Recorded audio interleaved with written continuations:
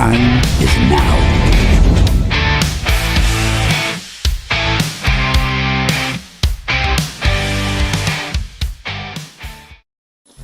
NUFC Early Night News with Gary DeJordy Yum Yum, Andrew Boki, and Derek the Mighty Wind. Weekdays from 7:30 p.m. UK, 1:30 p.m. USA. NUFC Talk. Hey. Welcome on board to NUFC Talk TV, and a lovely panelist again. Obviously, with myself, the Geordie Yam Yam, we've got Christina, Tina Toon, the Mighty Win, and we've got obviously Boki. Welcome on board for the early show. And like I say, I hope you enjoy the ride, as they say. Open your knees and feel the breeze, as they used to say on the fairground at the Spanish City many moons ago. You could, I mean, I used to love that. That was one of those times of my life that I wish I could just turn the clock back. Right Don't then, let's walk do past there with your nose in the air, sir. Come along up and have a try. Have a good eye, indeed. So let's do the housework, and then we'll crack on with tonight's show. It's going to be a little bit different one for you guys tonight. I hope you enjoy it. So welcome everybody watching across all of the platforms. Thanks to everybody that works in the background. Don't forget, people out there in Viewerland, please smash that like button for us. It certainly helps us get further as a channel. Subscribe, totally free. Hit that bell for future content. You'll get that 30-minute warning when we go live. Always live, never edited, as we always say. So please smash that bell as well. If you want to support us, you can become a member. Small monthly fee if you can afford to do so. It'd certainly be a great Christmas present for all of NUFC Talk TV. If you've got a question for any of us in the panel, and throw a Q in front of that question if you can, it certainly helps us highlight it in the chat, but it ain't guaranteed, so apologies. If you want to guarantee it, then obviously use the $ and throw us a Talk TV super chat, and that will guarantee your message read out. And like I say, tonight's going to be a little bit different. So if you become a member during the show, or any of our lovely members gift them, you will be thanked and highlighted as we go as well. So, ladies, Jake and Ryan became a member this morning. He did. So thank you, Jake. You, Jake. Yeah, superb. Like I say, please carry on board doing that and supporting us as much as you can, because, like I say, we do it for the love of the tune and to bring something for you guys. So tonight's show, the thumbnail was obviously is the Fulham game.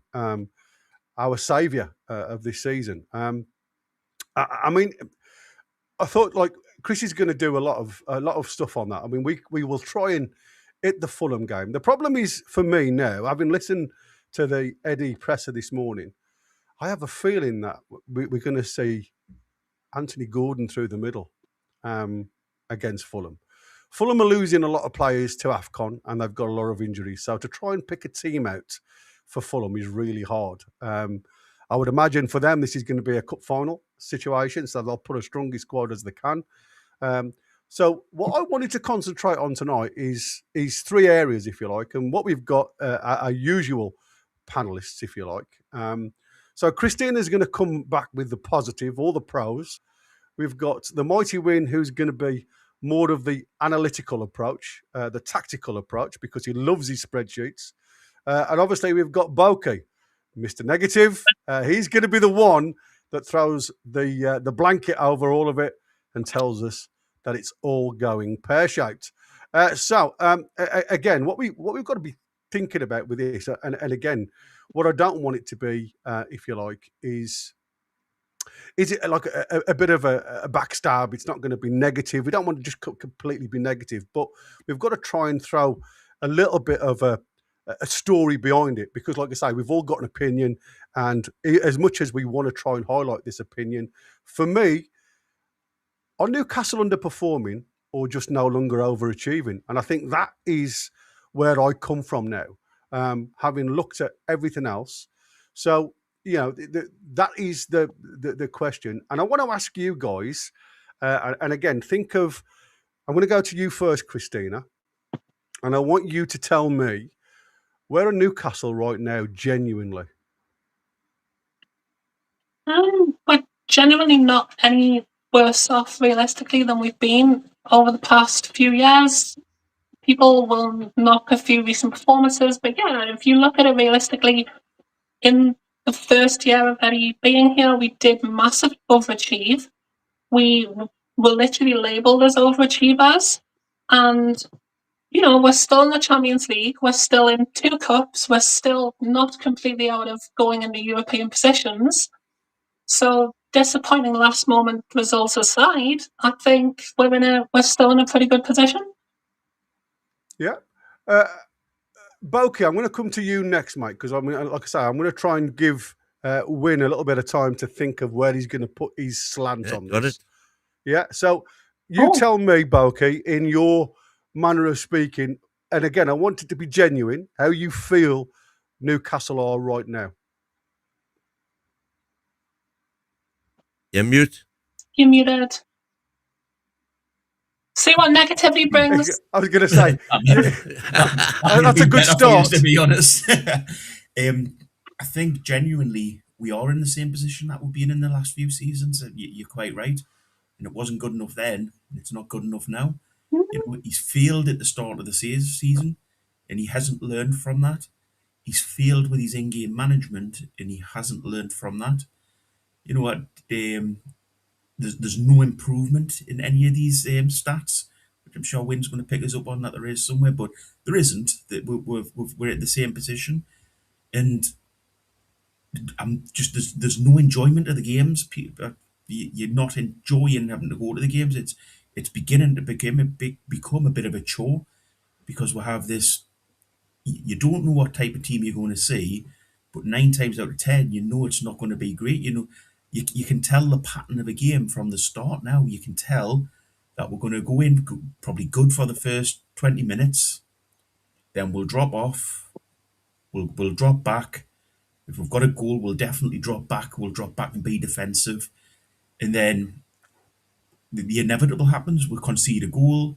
We'll then try to attack again. 9 times out of 10 now, we're conceding another goal. It's just the same old, same old. There's no improvement, and that's exactly the same point, that we haven't improved season on season.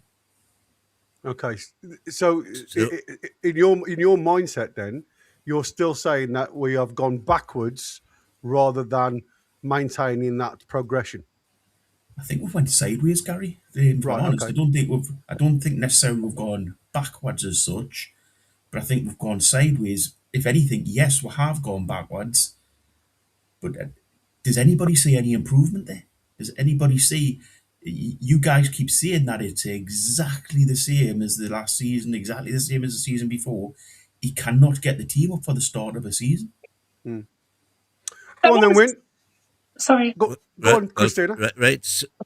So first of all, you said that you agreed, which is correct to agree, by the way, that we are virtually where we were at the same time last season, because at the same time last season, we were 6 points off Champions League, and we're 6 points off Champions League this season.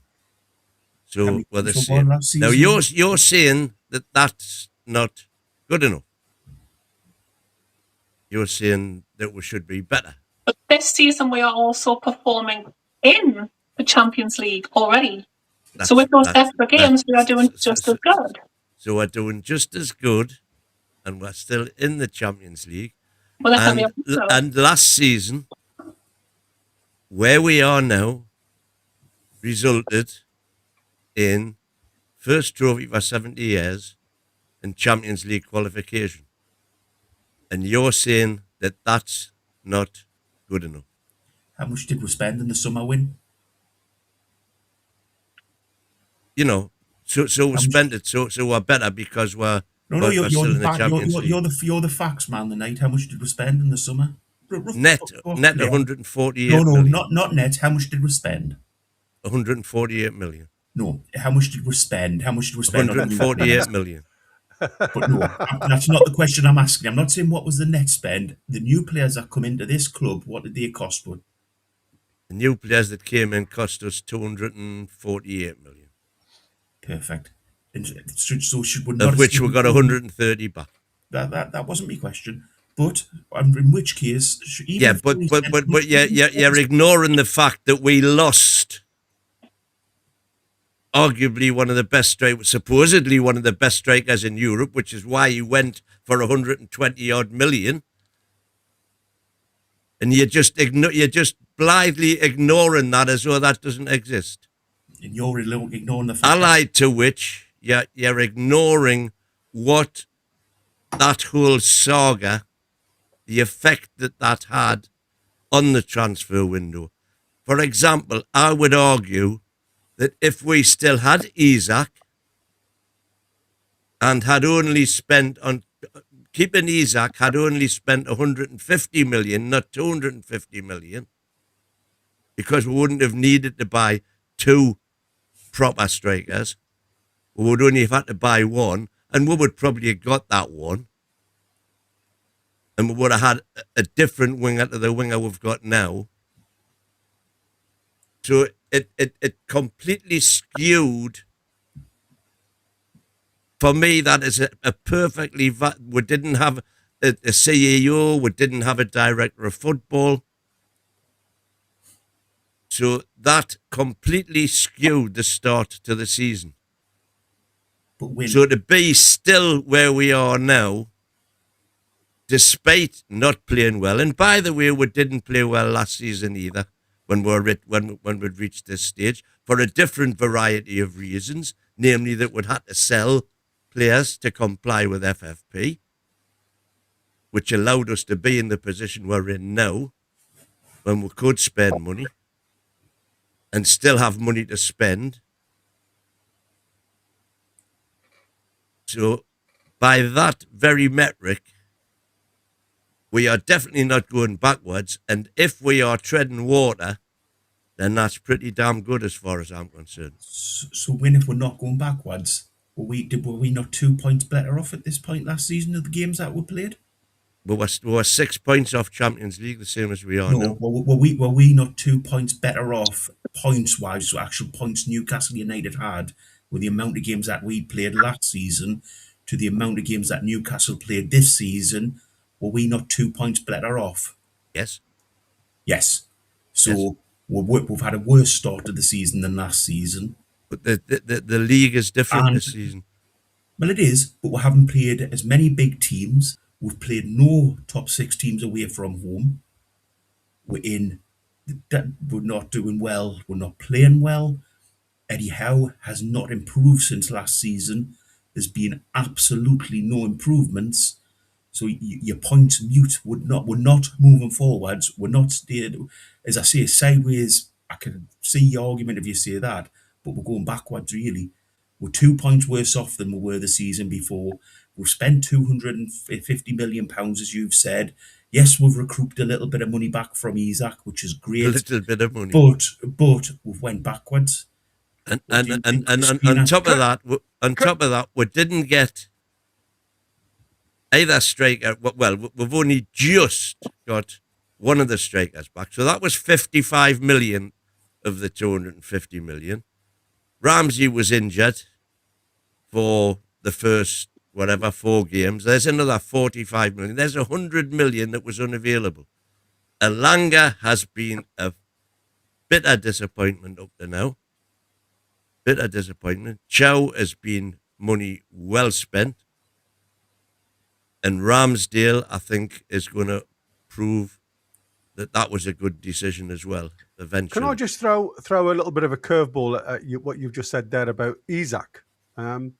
With the energy-saving game that we're playing today, and again, I can only see this being direction from Bunce since he's come on board. Do you think Isak would still have the same numbers looking at Newcastle today than before he left? I think if Isak had still been here, would still be playing the same way we did play, high press. Okay, so you don't think Eddie would have adopted this new setup that he's got now, where he is again under his own admission, trying to save the runners, if you like, and only running when necessary. Yeah, that was definitely what he said at the press at the day, wasn't it? Yeah, it was. It's an interesting one. So. I mean, listen, that like I said, that's only one question down over I don't know how many. So, Christina, 1 point to you. I have one more answer to that, by the way. Go on then. So, I want to take you back in time to Eddie Howe's second season. the season after we had been in the Champions League. So that's his third season. Yeah. Right. When we were in the Champions League. Yeah. Do you remember the drop off that we had that season? To the point where last season everybody was calling us more of a threat because we didn't have the Champions League.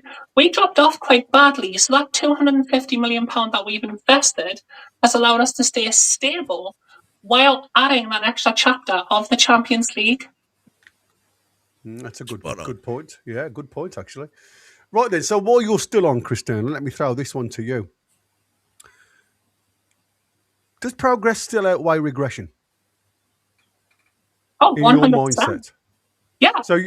So you honestly believe then that with everything that you've watched this season, going off from last season, with all the the epics that we've had through the off season and the poor form end of last season going into the start of this season, you still see that Eddie is progressing this team, and the regression still isn't up to that level yet. I still see progression. I think Eddie Howe mentioned in the press conference today that the team is evolving, but we can see that there's definitely a change, whether that's to do with fitness or whatever that's to do with. But like, where are we regressing to?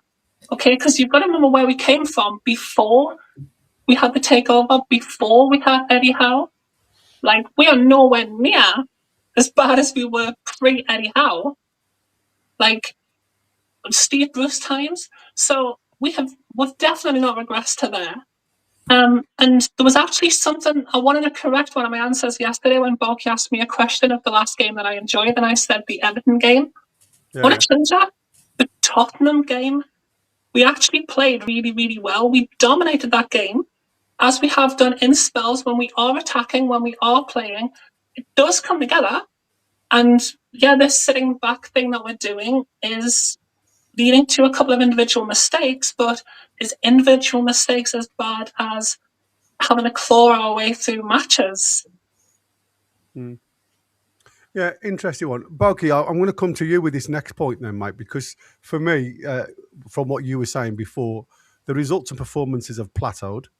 You see no difference apart from a loss of 2 points, if you like, being merited on the board.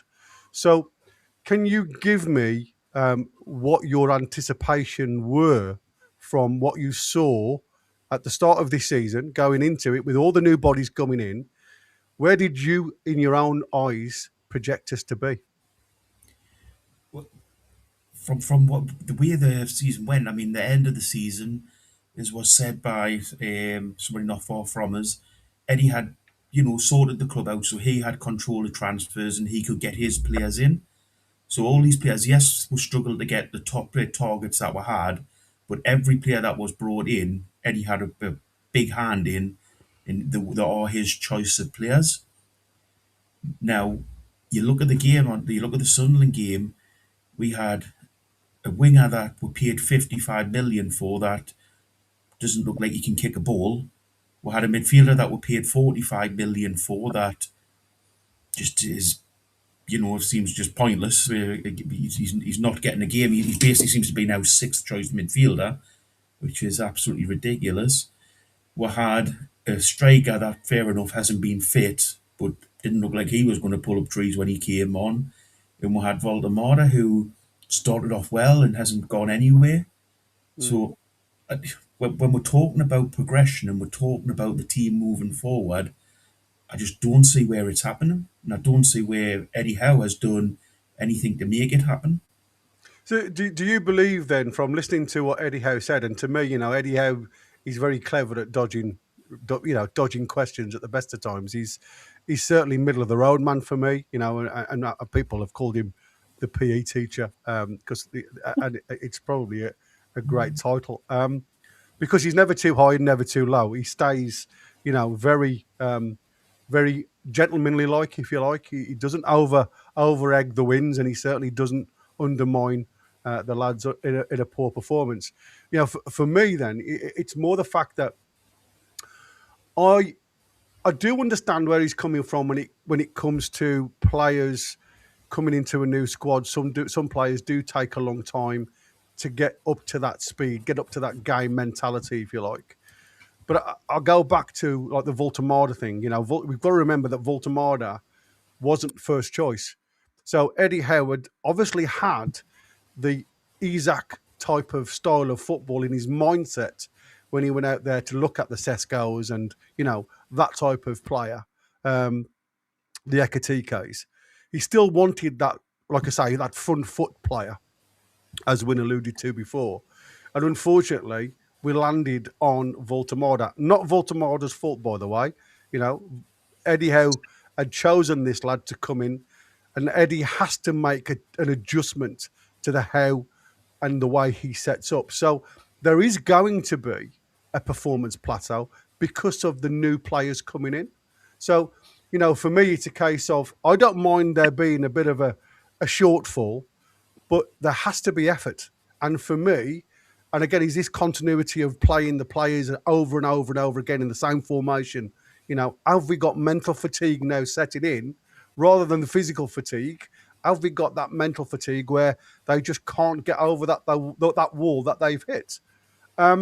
It's an interesting one because, like I say, whichever way you look at it, there's going to be an opinion for and a reason for and an opinion against and the reason against. And that's where Eddie Howe is now.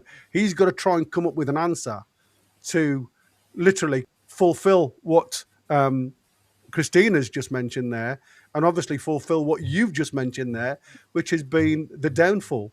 So, Win, I'm going to come to you because obviously you go to a lot of the live games, and I want you to give me what you believe when you watch these guys on the eye.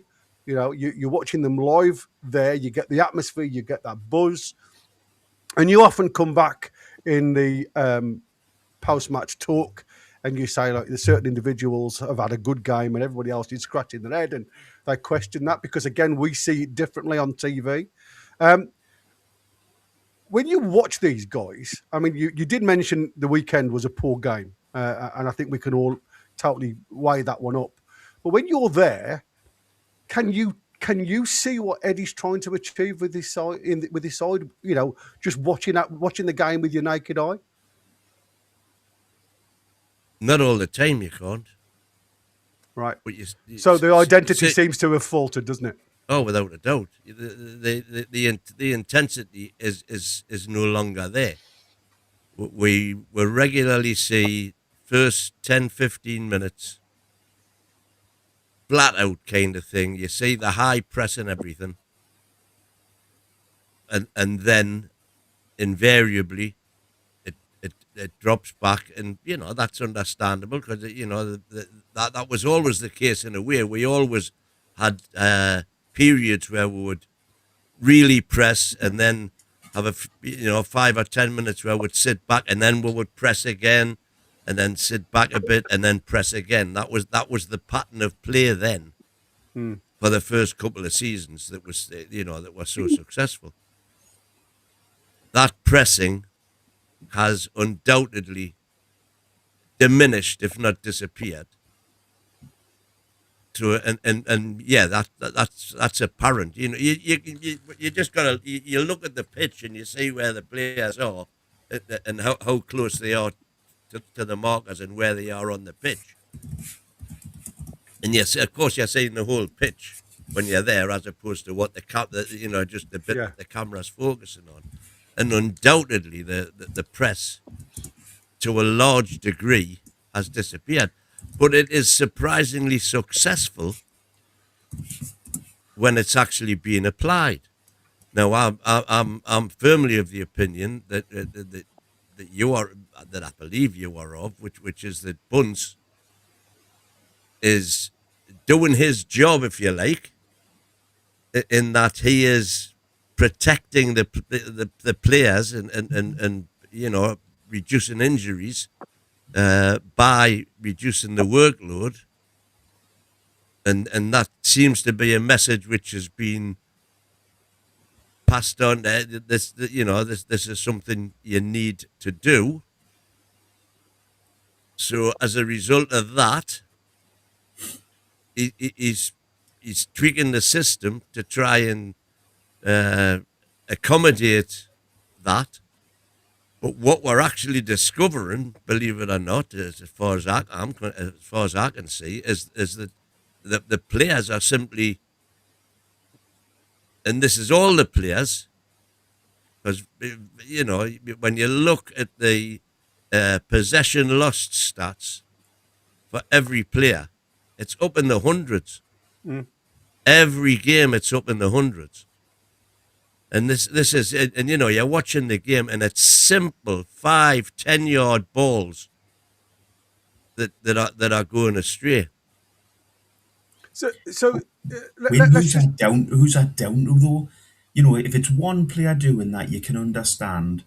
If it's the full team, it's down to the way they're being coached and the way they're being managed. And the point that you just made as well about Bunce coming in and changing the way we play, why has Eddie allowed the identity of the team to change to a detriment?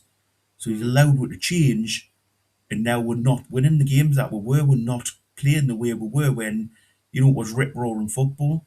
Fair enough, players may get tired, but if you're sitting there as a coach, and especially in a derby, if you're sitting there and you see that isn't working, why didn't he change the tactics and say, lads, go back to what's been our tried and tested, go back to the push to chasing down every ball, attacking every ball that will lose. Why not go back to that style of football that's tried and tested and could have turned that derby round for it? Instead, he just stuck with the same old, same old.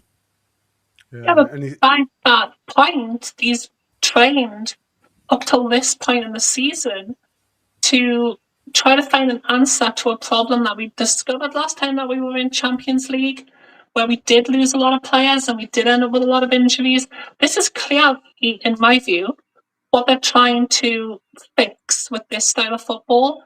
And even with as good of players as we do have, training, for 4 months in a specific style, and then we can't all of a sudden say, okay, now just go back to what we did last year, because that's not going to translate. And maybe that is, if anything, that would rock the boat more. So just on that point, do players should managers not have different ways they can change a game? So you train that he wants to play this, possession-based football where he passes across the back for 5 hours a game. But in regards to that, should he not also be saying to them, look, if this isn't working, this is the style that we'll go to then? So should he not be able to have train them up to have more than one style? We do. I mean, so yes, you're right. And I think the Sunderland game is poisoning a lot of people's opinions on how the season's working out so far. Because if you look at, previous games, one of the critical things is that we're reactionary. So we will concede an equaliser and then we'll start playing the old style. Or we'll get into a certain section of the match and then we'll start performing, and then we get a goal and then we change our style again. So there is clearly two styles that we can play. Obviously, the weekend it didn't work great, but no, I do think that Eddie Howe does have the two different styles in his locker room, and it's about finding that balance. See, for me, what I can't ever understand when I watch the team play, and it's the same team over and over again, how they can come up and perform as they did to the likes against Man City, the Everton game, which isn't they're not easy, they're not gimmies by any chance, and then fall away at the wayside against a lot lesser teams, and it's not about going in there and putting in the 100-yard shift every time you see a chance of a close down. It is about management of games, and I think it's management of time per player, because that now leads me on to this next segment, if you like, because I want to start looking at this section over selection and loyalty, if you like. Is Eddie Howe being loyal or risk averse? And I think that, to me, is a massive question mark. And I want you guys to still have your heads on, but I want you to start looking at discussions on a few of these bullet points that I've written down. So repeated starters, despite form, which he was questioned on this morning. the impact on his now fringe players that are a lot of the players now that he's brought into the squad. Predictability to opponents, again, maintaining this 4-3-3 and isn't able to put a different spin on the 4-3-3, if you like. And is it fatigue versus trust over the players that aren't getting minutes of the team? So what I want you to try and look at now, and again, throw that spin on it, is what you believe, you see in Eddie Howe. Is it loyal or risk averse? I'll go with you. Start with Christina. I think he is loyal to certain players, but I think there are reasons why he's loyal to certain players. Again, the form that they've shown over the past couple of years, and also, as I mentioned about the Sunderland game, Dan Burn, for example, who a lot of people have had a problem with the constant selection of, he is somewhat of a locker room leader for us. He is someone who does command the defence, and when he plays at centre back, we do get the benefits of him from that. Joe Linton as well, people said that we should have dropped him a little bit earlier. But on his day, I mean, is there a better engine in the team? And I can see what has led to a little bit of, this finger pointing at Eddie's picking his favourites again from Sunday, where he did drop Harvey Barnes and he played Gordon. But I do believe in my heart of hearts that there was a game plan behind that, and that Harvey Barnes was plan B. So, and yeah, Eddie's management style is very, like, you listen to him when he talks to the players, he talks about their personality, he talks about how good a lad they are. If you listen to Eugenie's recent press conference, he talks about not wanting to damage relationships. There's a unique bond between Eddie Howe and his players. And I think that plus the way that they fit into his system is what leads to his loyalty. Yeah, but if I could just jump in there, though, because listen, there's good points there. But if form doesn't dictate selection, what does? I think form overall does have to dictate selection, and I think although fitness was mentioned, I think Joe Linton was purposely left out because he did have a bit of a rocky run of form. I think, because the thing is, a lot of his first team haven't been available for a lot of the season. So I think bringing them back in and then having a solid unit for them to fit into that hasn't been chopped and changed every single game. And I think when your back's against the wall and you do have a few bad performances, sometimes you do have to kind of go with. And plus, Eddie sees them in training. We don't see the training. So maybe in training, that group of players are the ones who are fitting that system, that are delivering what Eddie's asking for. And that's why they go out there. And yeah, some of the performances haven't filled us with confidence, but you've got to trust that the manager is picking it on what he's saying. And I do believe, even though it does look like loyalty, I still think he's picking a lot based on form with an asterisk of, you shouldn't have dropped Harvey Barnes at the weekend. Yeah, the only reason I question that, you see, is because we heard Eddie Howe talk about Jacob Ramsey, and he was responding about the ball playing ability this lad's showing in training, and yet the kid didn't even enter the pitch against the Mackems the other day in a game where what you wanted to see is somebody put the foot on the ball and dictate the same as Zaka did for them. And for me, it seems as though Eddie sometimes is like a hypocrite, if you like. He'll say one thing, but then doesn't actually bring forward his thought. So again, I thought he dropped a bit of a clanger today when he talked about, J7. He's on the bench. Why didn't you play him? You know what I mean? It's like, if he's not fit enough to start, should he be on the bench? So I do question whether this loyalty is above is like selection detail. And I agree with what you're saying. We do not see them in training, and maybe they do put in that little bit more effort in training than definitely what we've been seeing on a weekend and midweek at times. Boki, your thoughts, mate? Eddie Howe's massively risk averse. I mean, I think he's the type of guy that probably does 100 checklists before he starts driving his car anywhere. Does 100 checks on it. He's, if he isn't helping himself is the massive issue. I mean, he's always been risk averse and he's always had his favourite players. Let's not kid about the fact we've been through that. It's the yada yada. We all know, Dan Burn. Dan Burn probably, if he can breathe at the weekend, will play.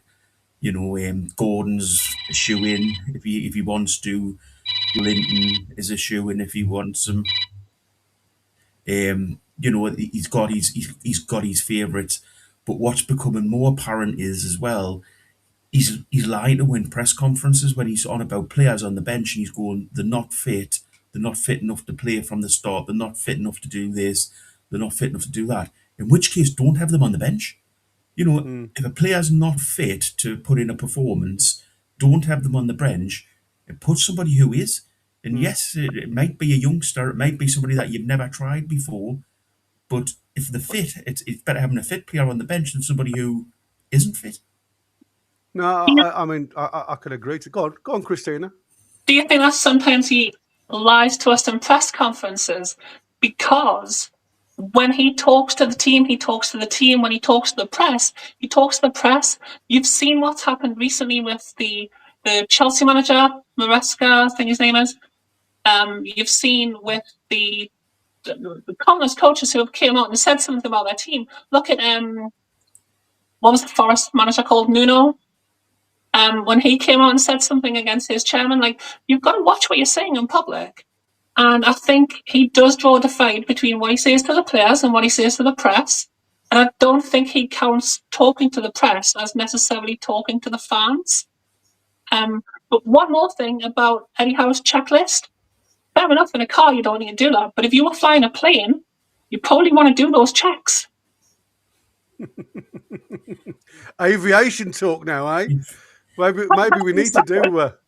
Maybe we need to do that. I used to do a lot of the aviation talk, doing anaesthetics. That was, 60 minutes to 60 seconds as you're going up and as you're coming down. I think there's a difference between not telling the fans everything and straight out lying in press conferences. So I completely agree that at times he's not going to open his deck up so everybody knows exactly what's going on. Yeah. But I do think sometimes he just tells barefaced lies now in regards to what he's saying. And I hate saying that about anybody, but he does. He fibs. Well, can you give us an example? Political. Sorry? Can you give us an example? You're the analytics Barefaced guy. lies. Listen, you're the one looking up stats and things, so you have to prove I'm wrong. No, you can never disprove a negative. You can never disprove a negative. No, I think he does. I mean, there's been times people haven't had injuries. He just wanted to drop them, and he's used that as an excuse. As I said, don't tell barefaced lies. Just well, hang on. The main example. The argument. He's not too loyal. He's not too loyal. He's just protective. So when he does have to drop one of his players who have been a staple for him for 3 years, he'll say it so that the fans don't be like, "Oh, Eddie Howe said Joe Linton's terrible." Like, he protects them. He's like, "No, Joe's got a bit of a knock. We don't want him to get sent off because he's going to go and chin the Mackhams." You've got to kind of put a bit of a spin on it. And that doesn't necessarily mean he's lying to us because he's not saying, "Hey, fans, this is what's happening." He's not doing that. He should, by the end of the season, have let his performances speak for himself. But he doesn't have to say anything. That's my point. He doesn't have to ask him questions. He could just say sort of, "I'll make a decision on the team at that point," or "That was my decision," sort of thing.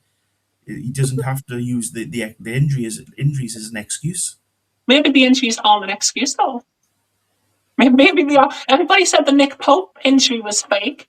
Would you not have had him on the bench for the last couple of games? Well, he's all of a sudden getting fit very, very quick. Who, Nick Pope? Has he? Well, that's the rumour, isn't it, that he's going to be back? Oh, it's the rumour. The rumour was he was going to be playing on Sunday. Yeah, exactly. Again, that's one for you to look up when. I mean, listen, like I say, it seemed pretty criminal to talk about, does Eddie lie to us as fans? And I think what he does, he works the press well. He doesn't give anything away, and I think what Eddie does, and I think you're quite right, Christina, is protect the players that obviously are close to him, because he believes he has to throw a blanket over all of them and wrap them up in cotton wool. And the one thing for me though is the fact that he talks about the likes of Joe Litton being his mainstay in midfield, or one of the mainstays in midfield, somebody that we need, and yet he had him on the bench and didn't play him. And again, it's risk averse, if you like, because we heard that he'd got a groin problem.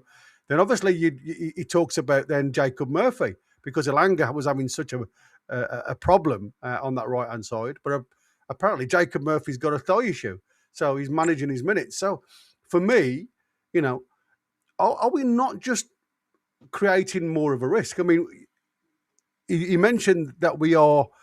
We've got minimal injuries. It's just a shame all those injuries are confined to one area of the field of play, if you like, which is the defence, and it makes us very thin. And I've just seen on here that Shahar or Ashby aren't with the youth side today, so you can see them both being in the squad tomorrow.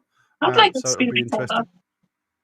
Yeah, it'll be interesting. So, Win, throw us your spin on what you've listened to.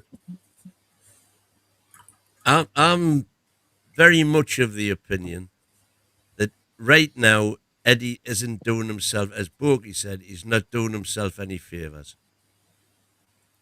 In terms of, when specifically asked one question this morning, as you've just said there, he refers to J7 and says, words to the effect of, oh, for a J7 against Sunderland. And he's got him sat on the bench. He's saying Jacob Murphy's got a thigh strain, and he comes on for the last half hour. I can answer both of those. Go on. Right, so with J7, right, obviously, like I was saying this from like last Thursday, don't play J7, he's going to get sent off. You can't say that in the press conference. And if you've left a player out of such an important game, how better to protect that player's confidence and that player's self-esteem than to say, imagine if we'd had Joe Linton on that pitch. And who's the other one I mentioned? Jacob Murphy. Jacob Murphy, right? Okay, so he's got a slight injury, can't play a full game. But what's that Liverpool manager been saying about why Isaac's been terrible this season? Because he doesn't have a Jacob Murphy. When you are in struggle and you need balls into the box for your strikers, who better at Newcastle's team at the moment than Jacob Murphy? So you need him on the bench just in case. Now you can continue. Sorry. No, that's spot on, man. Spot on. But why have players that can't play? What happens in which case if Elanga gets injured in the first minute? I know what. Say we only had Murphy available. What happens if Elanga gets injured? If gets injured first minute, and Murphy seemingly can only play 30 minutes. It's pointless having him on the bench. You'd be better off. No, as Christine has just said, you could switch Gordon over and play Barnes on the left, or vice versa. You could, but in a scenario, say Gordon and what's his name, Elanga got injured. Why not give yourself the option to have players who are fit on the bench, fit enough to play the game? Like why who? do I have a squad of players? Why do I have youth players? Why do I have a squad? Why do I have a youth system when Eddie just isn't using it and will not put anybody on the bench? Apart from he's tried and tested, even if they're injured. Well, that's because, in his opinion, there's nobody yet coming through the youth who's ready. I tell you what, I've just watched the under-18s tonight, and there's a couple of wingers there. There's some good players in the 18s. Who'll be knocking on the door shortly. Yeah, there is a couple of good ones in the 18s. That's why I said I wouldn't look at the under-21s, because I think that's come around too soon. But the under-18s, I think there's some good players in and amongst there for future reference.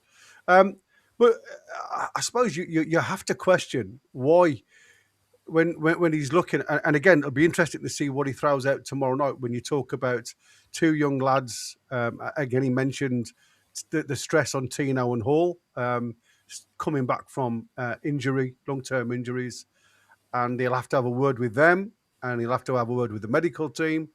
Well, surely the medical team must have given him the same advice to J7, if not fit, regarding his groin, and the same with Jacob Murphy. Again, suffering from a thigh strain.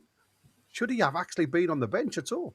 Now, like I said, for me, I feel as though it seems to me as though he's got certain players that he feels that are easier to drop than others.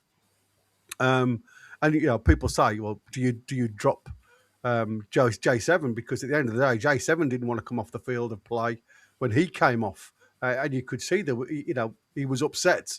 Dan Burn was allowed to carry on, even though, according to form, there was a fractured rib and a struggle to breathe there. Surely, physios have the final say on that one, not the player. And I think we've got to start coming away from players having the say. We had the same problem under Eddie Howe with Botman with his knee. He allowed the player to say, I'm okay, I'll play. I think sometimes you do have to lead. You have to lead the horses to water to make them drink, if they can drink.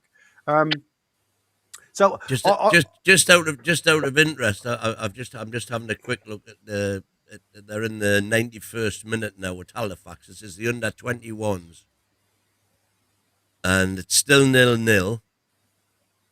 Newcastle have had 67% of the play, but the great white hope, at least my two out of the under-21s, the two that I think might have a half a chance is Park Sung-soo and Sean Neve, and they were both subbed off, so presumably weren't doing very much. And as you say, if you're going to have any hope at all of achieving something at first team level, you should be shining like a beacon. Oh, absolutely. At under-21 level, when you're playing amongst your own age group, you should be shining like a beacon, and they are patently not when they're being subbed off. And that gives a perfect explanation to why we've got Jacob Murphy and J7 on the bench, because if you're going up against your local rivals in a Premier League game, do you want two players who can't beat Halifax, or do you want two players who have won the Carabao Cup? You want two players who are fit. That was Eddie Howe's. Well, presumably both of those players were fit enough for to start and play 67 minutes tonight at Halifax.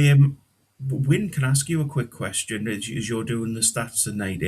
Can you look into how many coaches have been, or physios have been changed since Eddie's come in?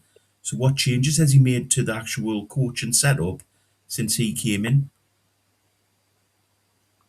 I know it's probably a hard one to look up, but make you be quiet for a little while. To be fair, I don't think that would be Eddie Howe's mantra, if I'm honest with you. I think the problem is with our medical staff, which has been, a problem for a very long time. We just haven't had one.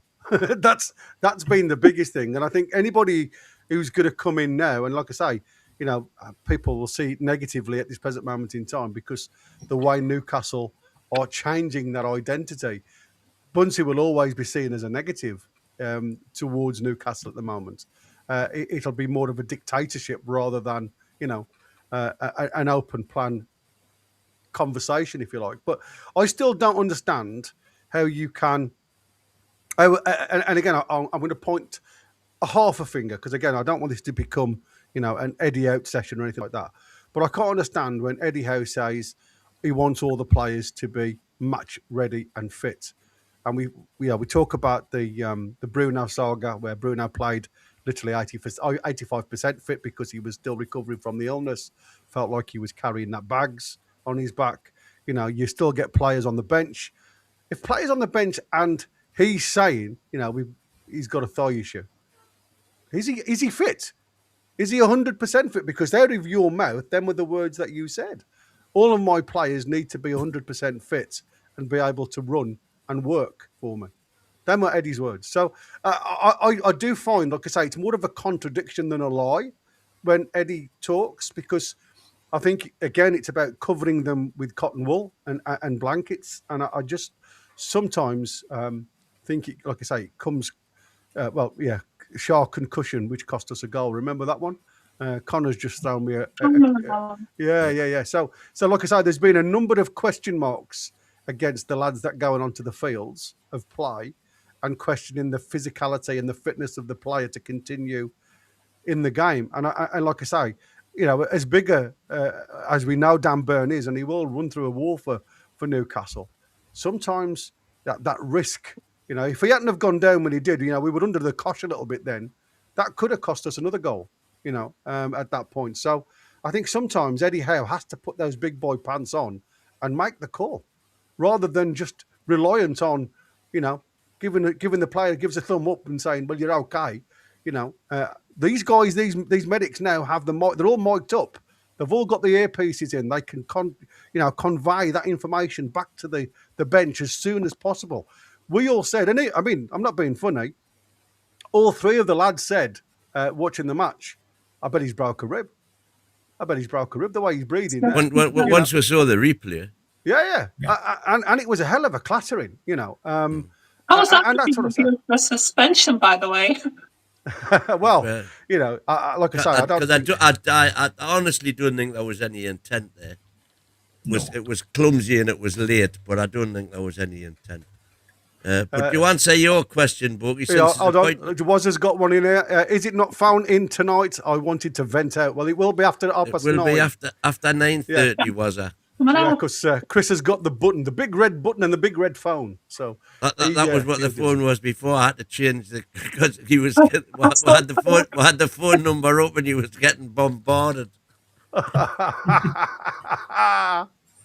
Anyway, since his appointment in 2021, Eddie Howe's core coaching staff has primarily consisted of a close-knit team brought from Bournemouth, supplemented by existing and new personnel. Jason Tyndall, Graham Jones, Stephen Purchase, and Simon Weatherston have all been with him virtually from day one. Graham Jones obviously retained his position from his Newcastle job with Bruce.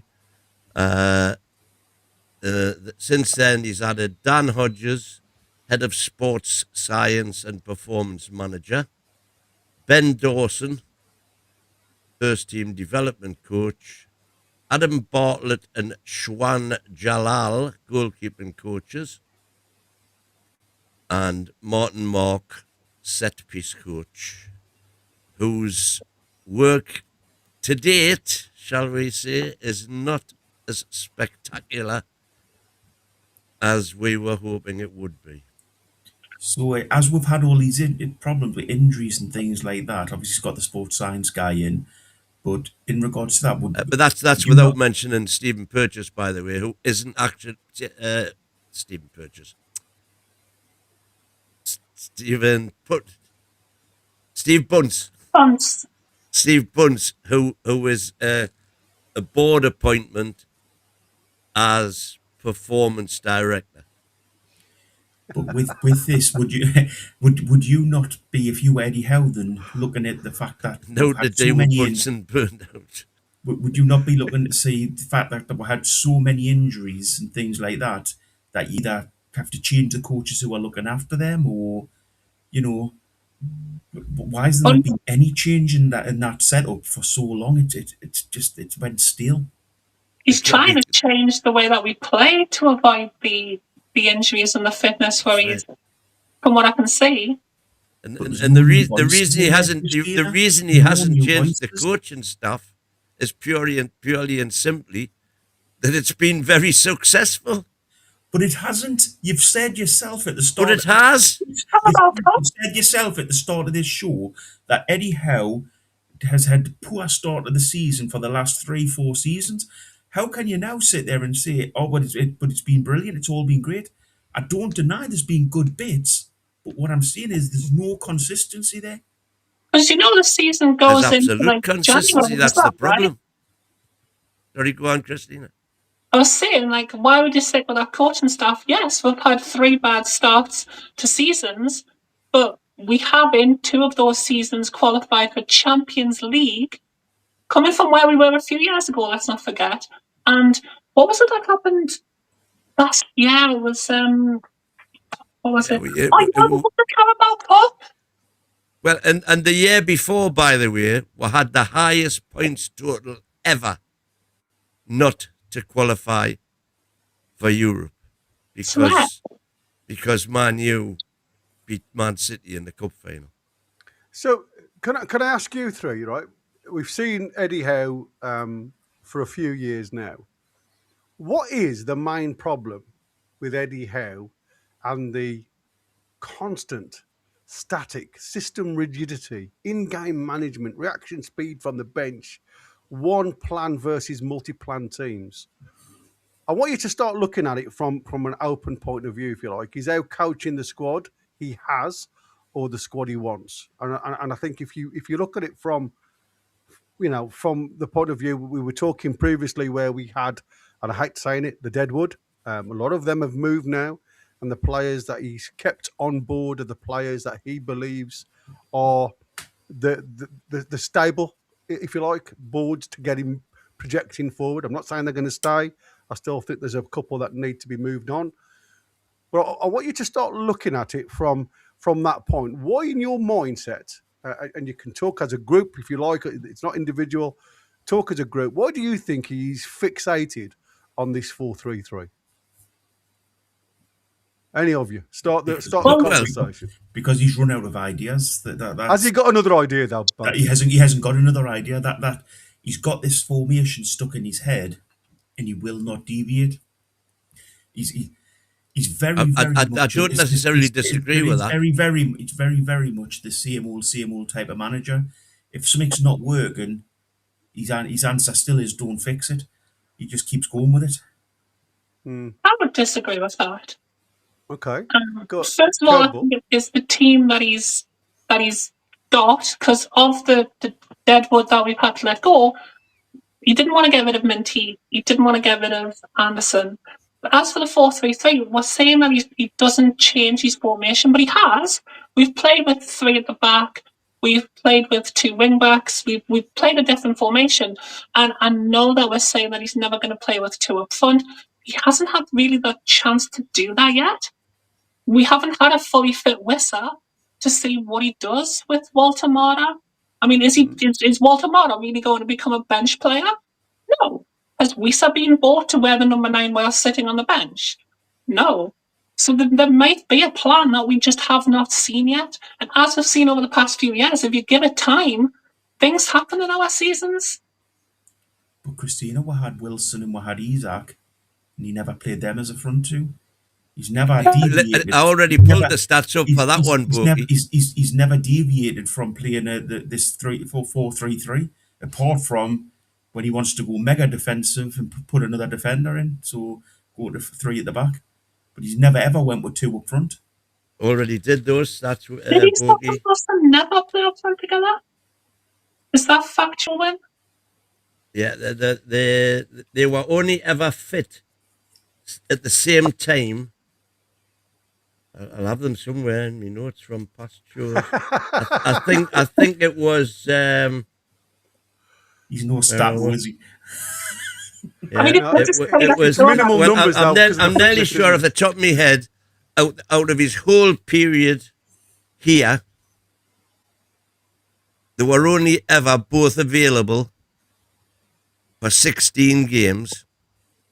Out of those 16 games, it was when either one of them was literally just coming back from an injury, and out of the 16, he started them both 4 times. Terrible. You sure about that? Yeah. I knew I'd seen it happen. I'm not sure on that one. I call him. I have seen him come on, but usually it's like it's usually a panic thing, isn't it? Towards the end of the season, No, I'm talking about starting. But yeah, that's what I said. But they have started in matches together, but it's been very few Yeah, and far but between. well, because they were never fit They together. were never fit. Yeah, but again, it's also that we also forget that he has gone 5 at the back at times. You know, it's for me. There's been very few occasions where it's been an offensive change to affect the game. It's been very much more of a defence-minded games, and not to lose a game if you're going to change tactics at all. And I think sometimes is that because we've never had the right players up top that have been fit. So he's always gone defence minded. And don't forget, you've got a coach who used to be a defender himself. So it's very difficult sometimes to step out of that mindset, being a coach, playing in a position that he knows very well. And again, this is something else I have to throw a curveball in. Why have Tyndall as your defence coach when he didn't play there? You know what I mean? So you have to question all these little bits and pieces from that. And as coach, you did play there, and yet you're doing the coaching in midfield and up front. So you have to question, have they got the right people in the right places coaching the players at the time on the tactical field of play? So question marks are always going to be thrown at that one. Can I just bring up a point as well? That Wynne said that there was 2 start together 4 games. I don't think they did. I think that needs to be fact checked. But also, what formation was played in those games? Was Isak played on the left wing by any chance? Possibly. Well, they wouldn't both be Front, in because number Eddie 9. doesn't. No, because Eddie doesn't do 4-4-2. So even if the two of them played together, he still didn't change his formation. Neither Wilson or Isak are like number 10s like people are saying Walter Mata can play though. And 2-prong actual out and out strikers isn't something that's been done in the Premier League consistently by top teams for a long time. So why? No, I would say Wilson is definitely a number 9. Yeah. As is Wissa, in my opinion. In my opinion, you play Walter Mata behind Wissa. So which we might see. If he's not willing to change his formation from the 4-3-3, why did we buy Voldemort? Because Voldemort doesn't fit into because you're assuming that he isn't going to change it. I'm not assuming. I'm going off what he's done in the past. You keep talking about going back to the past and saying, look at what's happened. We went on runs. We went on this, but you won't do it on the Eddie Howe thing. That he doesn't change formation. He'll go to a 3 back at times, and that's it. He'll never ever go with 2 up front. He never has, and he's not going to. We don't know that. Did you ever think he was going to go with 3 at the back, and then he did that? Now that once Rissa's fully fit, we don't know that he's not going to play 2 strikers. Correct. And if he does as well, you've got to think of who gets dropped, who gets left out, because our midfield is stacked. It is. Was so good. Jacob Ramsey can't get in the team. Yeah, it is. But this is why I said you've got to have, for me, there's certain games that dictate the type of play you want in there, and it was. He was absolutely right when he talked about J7 being in against the Mackham boys, and we all said pre-game that was a must really for the likes of J7, and that's where I thought it was crazy to have him on the bench if he wasn't fully fit. It didn't make a lot of sense to me. Was just coming with a couple of super chats that we've not highlighted, so let me just do this one because the one is to Christina. Get him, Christina. He's working his ticket, gal. So thanks, Wazza, on that one. And again, he's come in here. When KG says strikers, it does something for me. Okay. Very, I think very, we'll leave that very one there. nice. Yeah, I'm going to say. I think that's a different show altogether, lads. Yeah. I mean, this for me, this rigidity. And again, are we going to see Voldemort and Wissa on the same field of play with Wissa playing on the left side? Because that is something that he has done in the past. And I think, like I say, it was a 4-3-3 with Isak on the left-hand side and Wilson up top because of, Isak does come in off that wing quite well. Proved that against Everton, didn't it? Back in the day. I want to move on. And this is a hypothetical. Go on. I'm still trying to find the actual starts together. The 4 that I'm thinking of might have been 2 goals by Isak assisted by Wilson, and 2 goals by Wilson assisted by Isak. Right. So not started together then. The played together 26 times. Yeah. But all right, wait a minute. This will be a good indication. 90 minutes. There's once. 90, 68, 78. So if it's 68 and 78, presumably they must have started those games. You wouldn't substitute after 22 minutes, would you? Or 32 minutes. And a 73. There's 4 on the trot there. 78, 73, 90, and 68 in 22-23. So Isak would have been playing left wing. So, well, let's go and have a look. Let's go and look at that 90 minutes, because we know for a fact that they both started that one. That was Newcastle, Brighton. Maybe you got that one up. I say I'm just having a quick look at that game myself, and I'm trying to work it out. But I mean, it is. I mean, multiple reports are saying, that both names have been on there from the start, but it doesn't tell you where. Oh, yeah, roles. Wilson, central striker. Isak, left-sided forward. There you go. Left-sided forward, yeah. There you go. So, yes, they have started, but not where you wanted them. Well, what you're talking about left-sided forward, striker and a left-sided forward, they're not going to start with 2 strikers. Left-sided forward. No, as in left winger. Yeah. Yeah, because they call Gordon a left-sided forward, mate. And if he's a forward, so am I. You can take them keys off your keyboard when you're never going to find a game where he's went 4-4-2 because he's never done it from the start. He has done it during the game when he's been chasing a game. He has gone, but he's never started a game that way. Tony, thanks for your 1 month's membership. Yay! I don't know where that. I haven't seen that come through. Are you talking another time, Queenie? Because I've just seen that come up in the chat there, sweetheart. I hope I haven't missed that one. So thank you anyway, Tony, if you've sent that one out and I haven't seen it. Exactly, Bad Dad from Bad Dad's. He's cheeky bokey man says, well, was it? Was it on a roll? Thank you, my friend. It's me. Yeah. So, okay then, because like I say, this is an hypothetical question for you guys, because like I say, we've got 20 minutes to go and I want to move it on, because like I say, this section, when you're looking back at old games, it can take a long, long time. So what if Eddie doesn't change? So this is hypothetical, right? And I'm going to come round the robin and I want you to be honest and everything. So the structure of the question, I want you to think about the next 6 to 8 games. I want you to think medium term, like season trajectory, and I also want you to think long term, club planning and pressure. So, and the key questions, I suppose, to this is: does the club dressing room stay engaged? Does inconsistency become identity?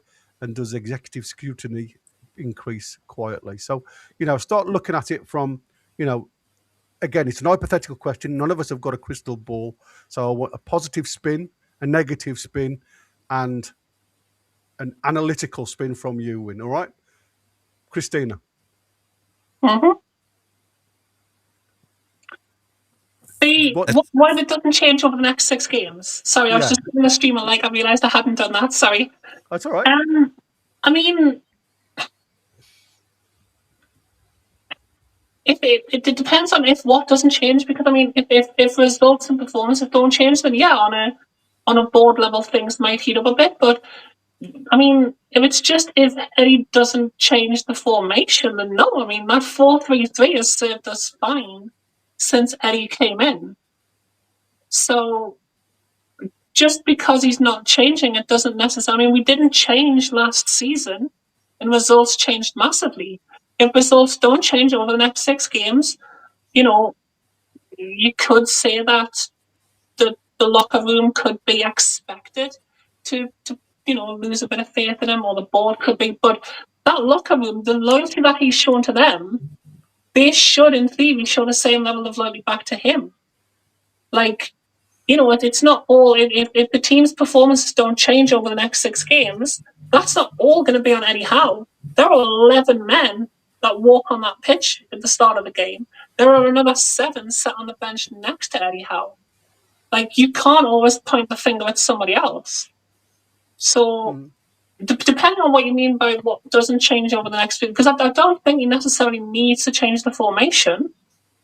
We maybe need to settle into our new style. But again, up until the Sunderland game, we've not been terrible. We've had individual mistakes.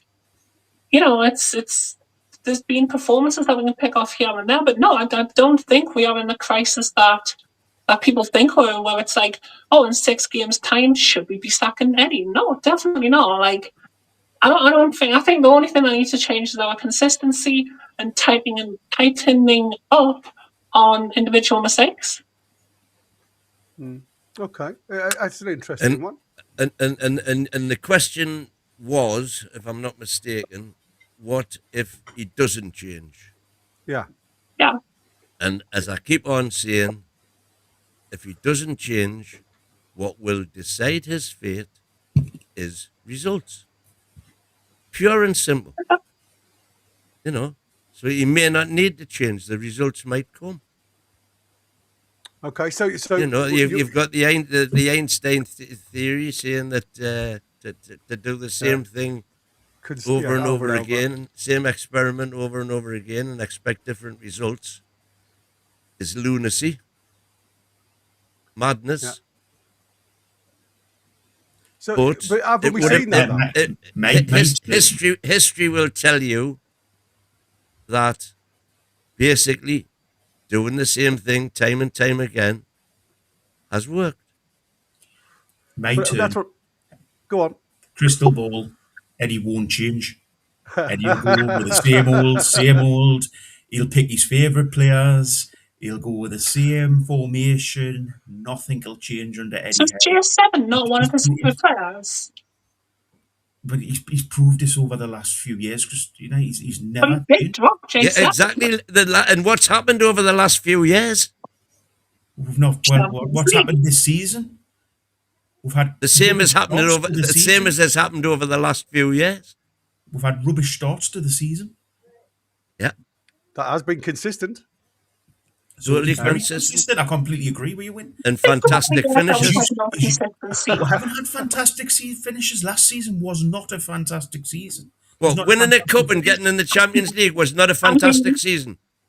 But no, you said he had fantastic end of the season. He didn't. He had a little spell in the middle where he had a good time, and then we fell off a cliff.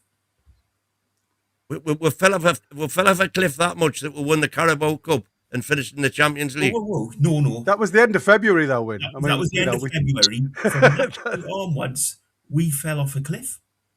Well, if we fell off a cliff, how did we qualify for the Champions League? Well, you went to the matches, did you not see? Because Aston Villa shook the referee's hand, mate. That's why we got into the Champions League. No. The Champions League is not about one match; it's about 38 matches. Yeah, and we were 7th if it wasn't for that refereeing decision.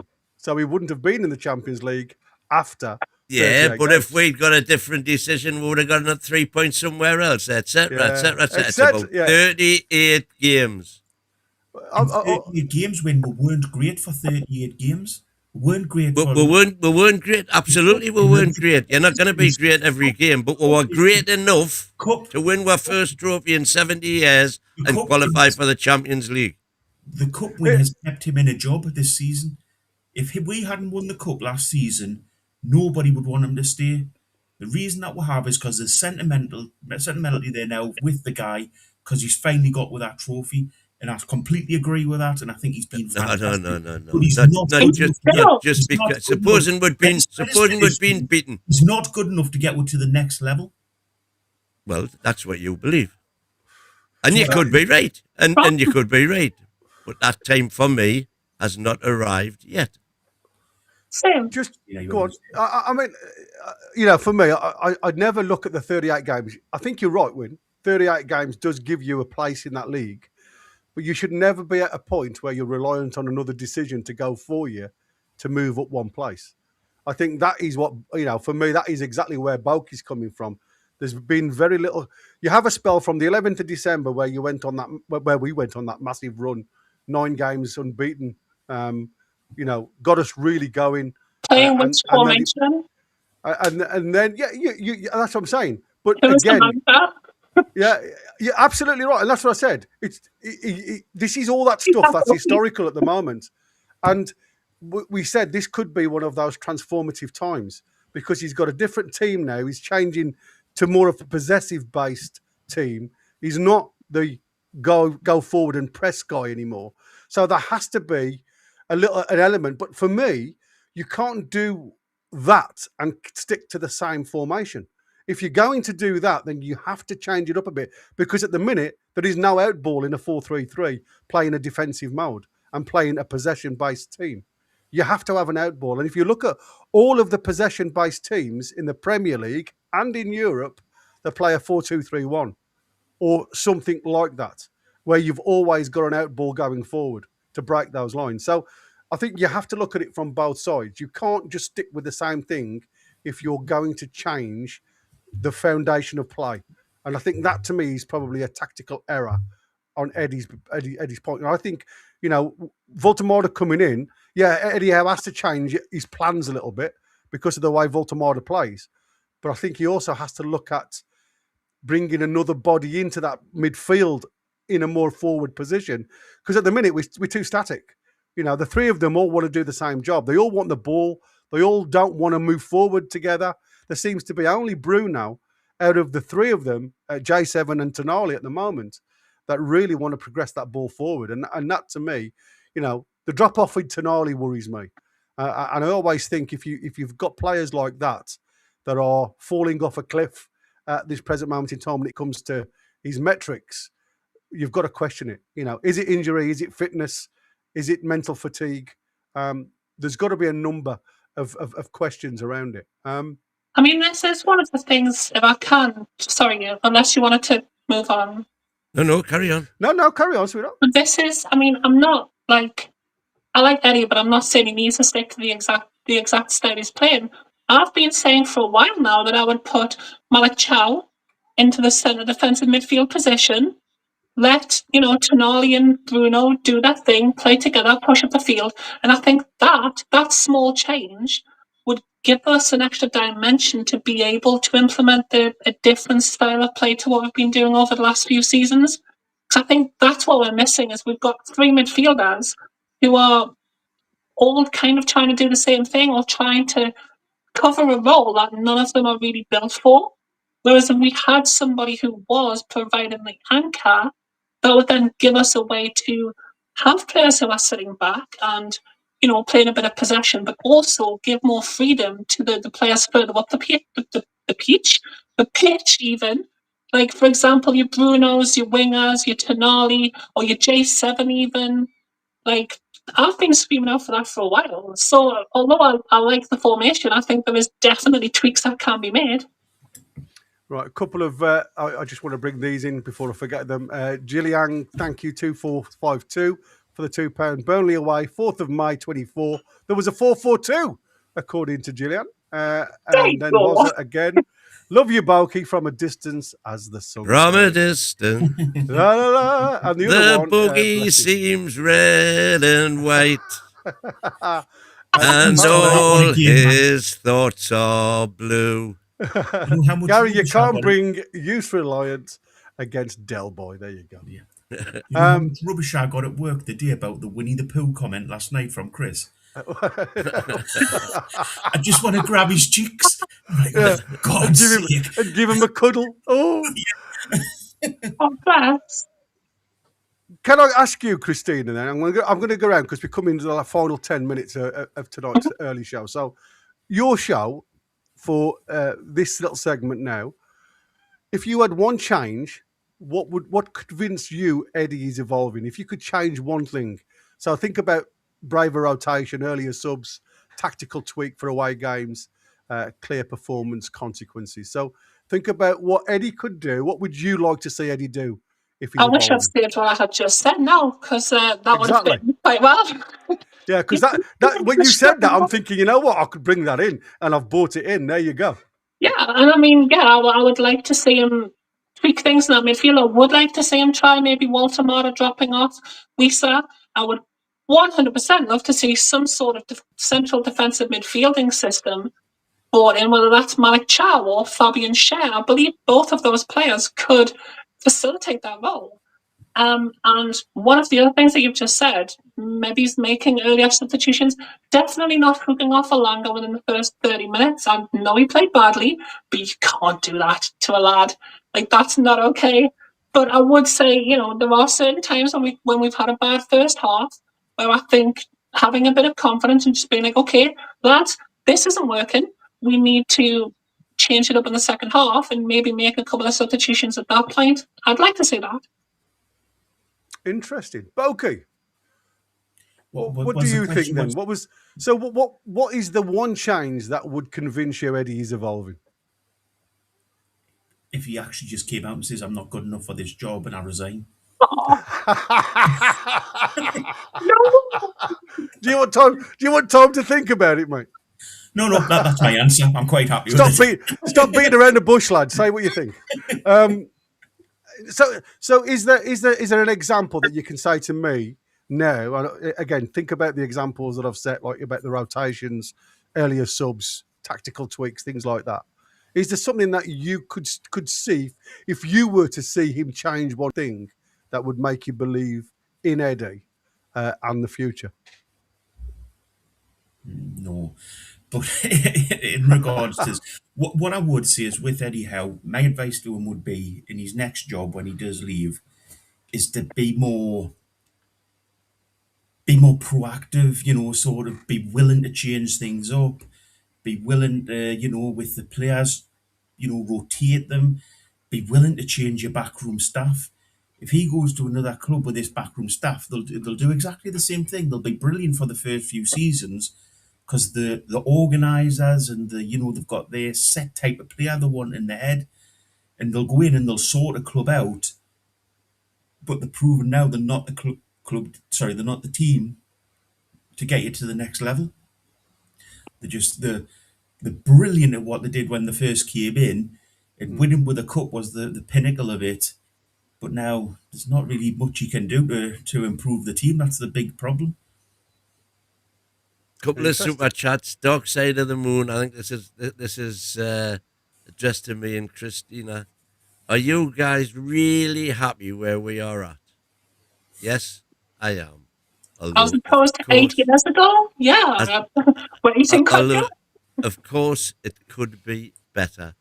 And was I saying to Bogey, be careful when you leave the studio tonight? I love it. I'm careful every night. Got a few start comments here. Go on then. The Rat doesn't look like he can kick a ball at the moment, but we know that's not true. So why judge Ilanga yet? Very good point, actually. Buns came in as Mitchell's man, but survived Mitchell's defenestration. Clearly, Eddie values whatever Bunce brings to the table, which he's on record as saying, of course. I'm going to have to Google search that word. Defenestration.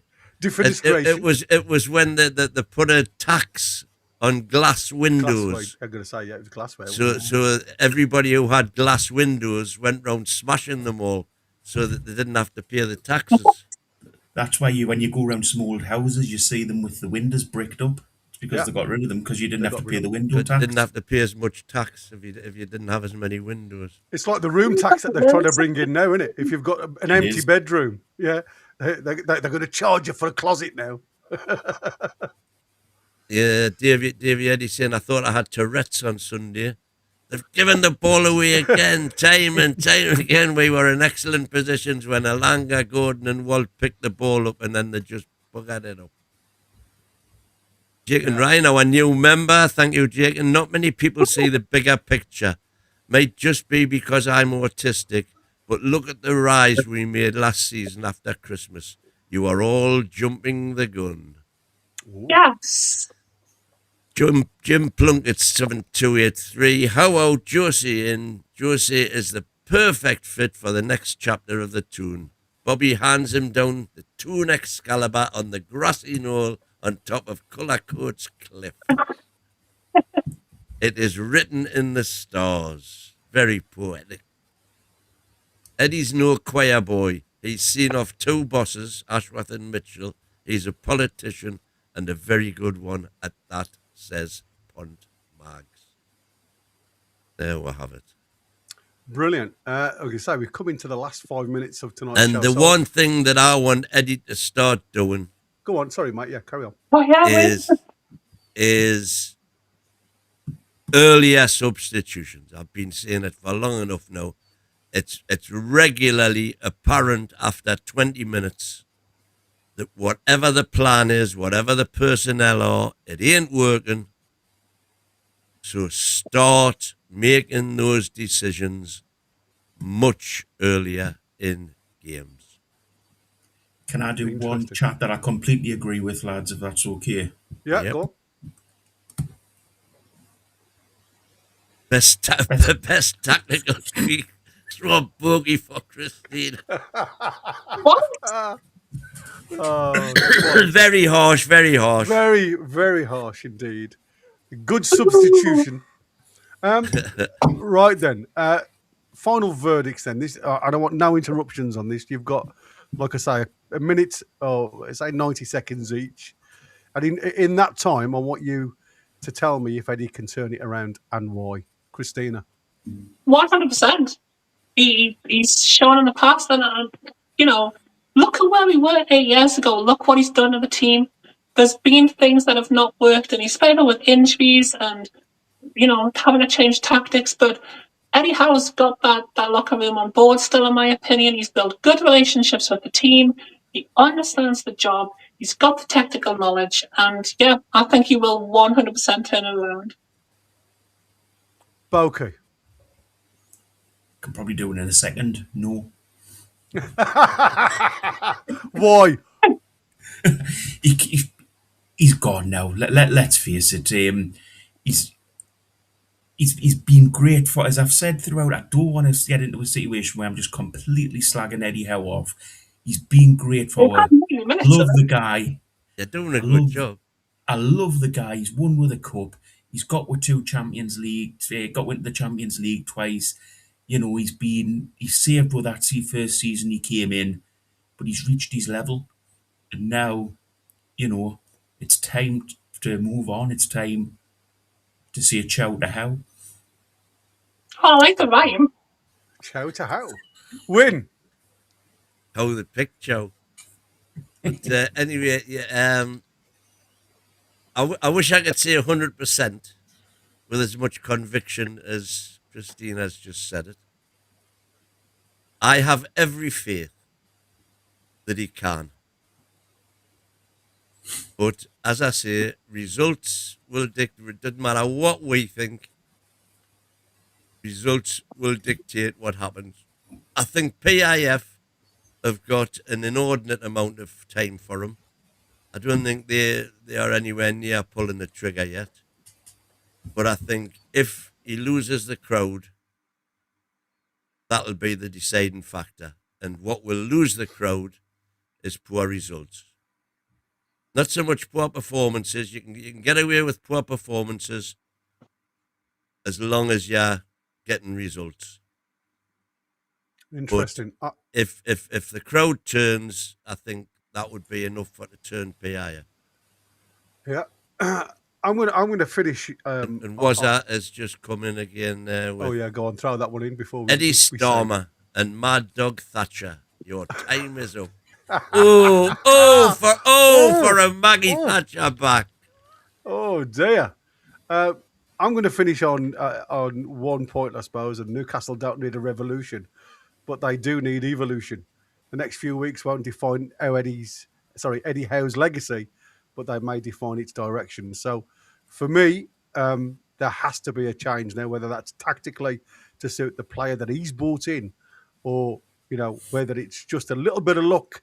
Something needs to happen, and if he doesn't succeed tomorrow night, I think you're going to see a few more heads turn towards that dark side. I mean, guys, I just want to say thank you so much for tonight. I've said 4 games. If we have 4 bad, the next games don't yield results, that for me would be the nail in the coffin, because if for example, we only get, I don't know, 3 or 4 points from the 3 Premier League games, we're going to be nowhere near Champions League. No, and you're right. And that is unacceptable. I do think the Christmas period for him now has become, like I say, that it's become a lot more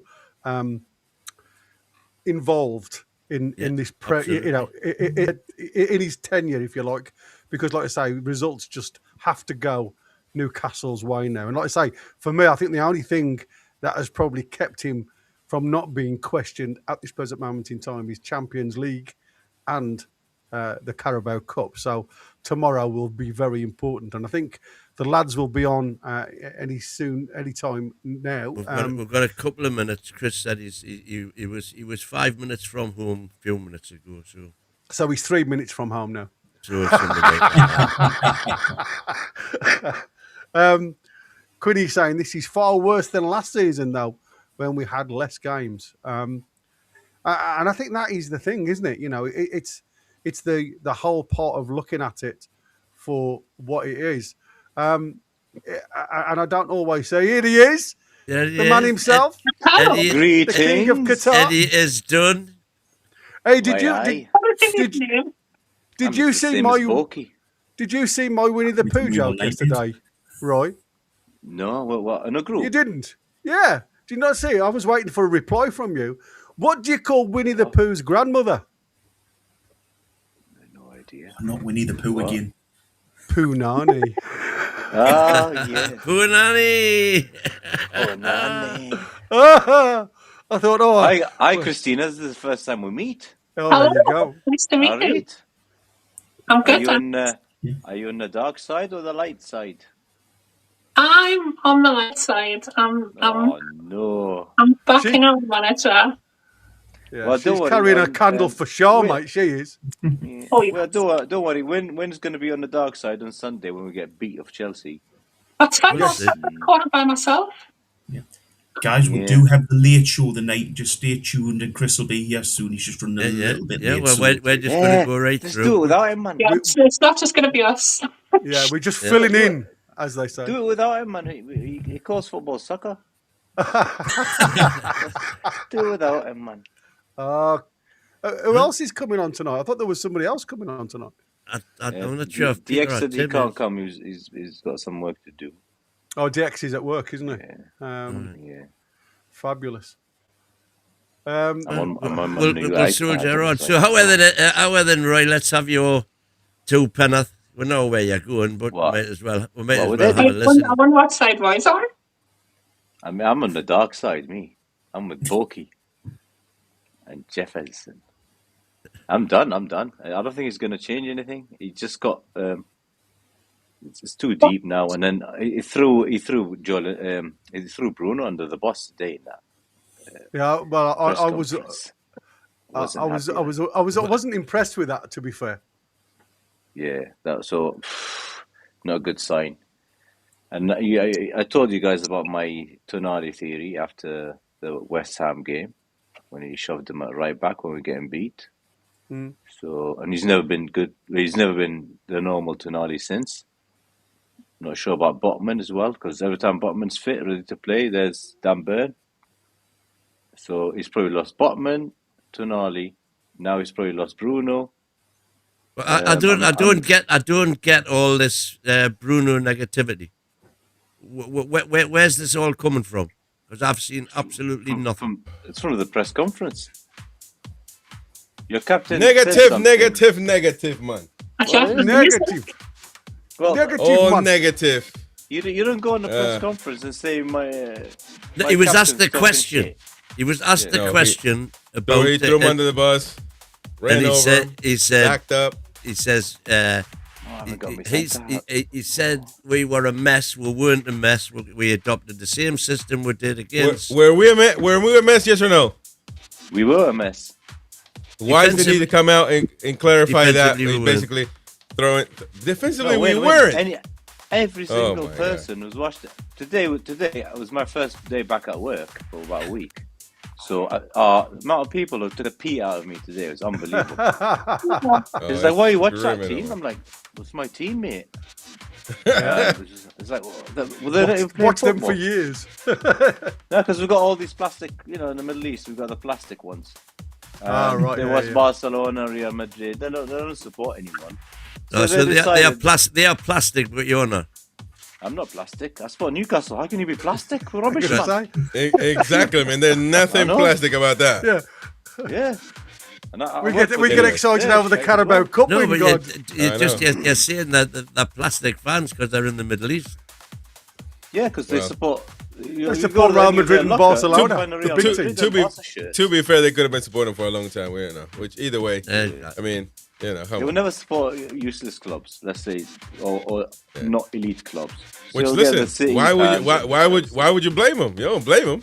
I mean, I don't blame them. So it's just the same as China and USA is the same. Japan's the same. So Korea. Anyway. Good show, guys. I've been listening to you a few minutes, of course. Well, Gary, why don't we all stay? Well, Gary got kids to I've got to take care of family it. to literally going to bed now, man. buddy. So exactly, it's waking everybody difficult up time in the of the house, night. man. Oh, look at him! Sandro. Sandro Tonali. He doesn't even know his called Sandro Tonali. That's the Sandro that's playing now. Ever since you came back on the show with him, that's the Sandro that's been playing. Sandro Tonali, he loves Bonani. Like his daddy. Oh my goodness. It's only 7 months old, man, poor little thing. He's fabulous. Absolutely fabulous. Anyways, folks, the late night show. Thank you very much, all of you. Christina, you done great once again. We gotta play you. Now we gotta put you on every day now, man. So I was knackered. We are knackered. But we got another happy clapper on, So with two happy clappers, man, that's enough, man, for the year. But it is what it is. A good comeback yesterday, by the way. Chat, A lot of headaches in the chat, according to these two. A lot of people start following now when they saw Christina, man. They're like, forget what the rest of you gotta say. I'm gonna listen to Christina. So there you go. But anyways, folks, thank you very much. We'll start the late night show now. Makes more sense than Mighty Win. Thank you all. Take care. Have a lovely one. Smash the likes. Smash the likes if you think Tina makes more sense than I. Why aye? Thank you, man. Now the likes are going to skyrocket. Late night. Set up for maximum confrontation and super opinionated debates. The NUFC Late Night Show with Chris the American Man, Derek the Mighty Win, Rory Caviani, and the rest of the panel. Monday through Thursday from 9:30 p.m. UK and UFC Talk Radio, the voice of the Toon Army. You are listening to NUFC Talk Radio, the voice of the Toon Army. Live daily on the website, on YouTube, and on every online radio directory. NUFC Talk, the voice of the Toon Army.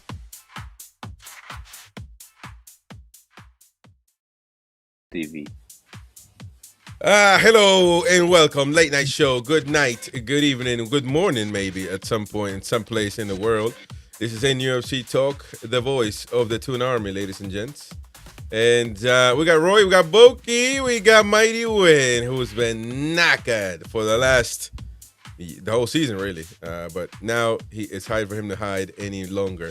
We're going to talk about a few things that came out of the presser. I ain't hiding. Well, that's one good thing about you. You don't hide, though. I mean, you never talk sense, which is the problem. But, you never hide. At least you show your face, which is good.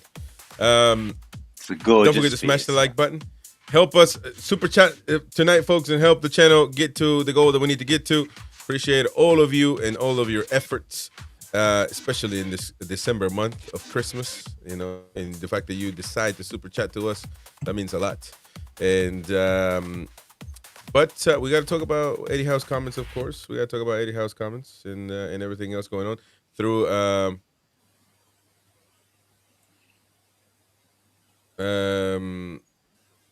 Yeah, that's fine, Win. And Bruno, Eddie Howe threw Bruno under the bus, ran over him, backed up again, ran over him again, and just left him on the streets. Didn't even call the ambulance or anybody. He just kept going. And that's interesting because now you're starting to see a few things. Eddie Howe, the pressure's getting to Eddie Howe. You can tell he's nervous. You can tell he's knackered on the presser. He would have never said anything of the such. This is the most controversial thing you probably heard of him his whole life in Newcastle United. To basically say, I agree at 90% with what Bruno said, but he's wrong, and we weren't a mess. To create a narrative, to feed the media over really nothing, because we were a mess. Mess, disaster, whatever you want to call it, is the same thing. We were a mess. And Eddie Howe says defensively we were great, which, okay, I don't get that part either. But why would you give the media something to talk about? Why would you feed the media, man? You would think that Eddie Howe would know better than that. And the point is, I don't think he did. I think the media I just made something out of it that's not there. Hang on, who's put us in jail? Me. The thing is, I put you in jail, and that's how we roll here.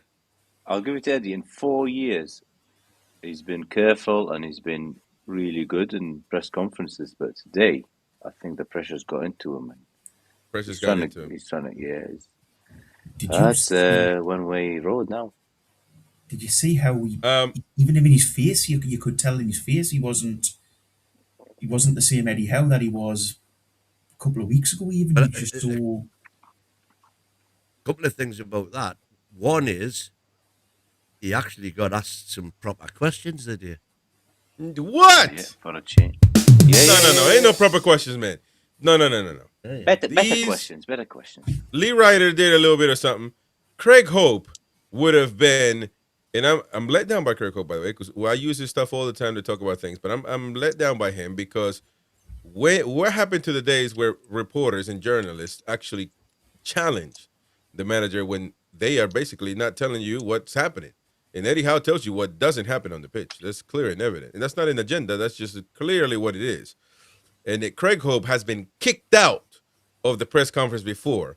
Kicked out of the pressers because he was challenging the manager at the time, Bruce. And because of the way we were playing. And Bruce didn't like him. Got kicked out in an arbitrary type of way. Kicked him out. So where's the freedom of speech? Where's the freedom of the press? Are they scared? Does the media in Newcastle United say, listen, you can't ask these questions, you can ask this question? Do they censor the questions, the journalists in Newcastle United, to where not a single one of them? We know Luke Edwards is a puppy of Eddie Howe. I don't even think Eddie Howe called for him to be a puppy, but he's a puppy of his on his own. He literally just signed up for it. He's a teacher's pet.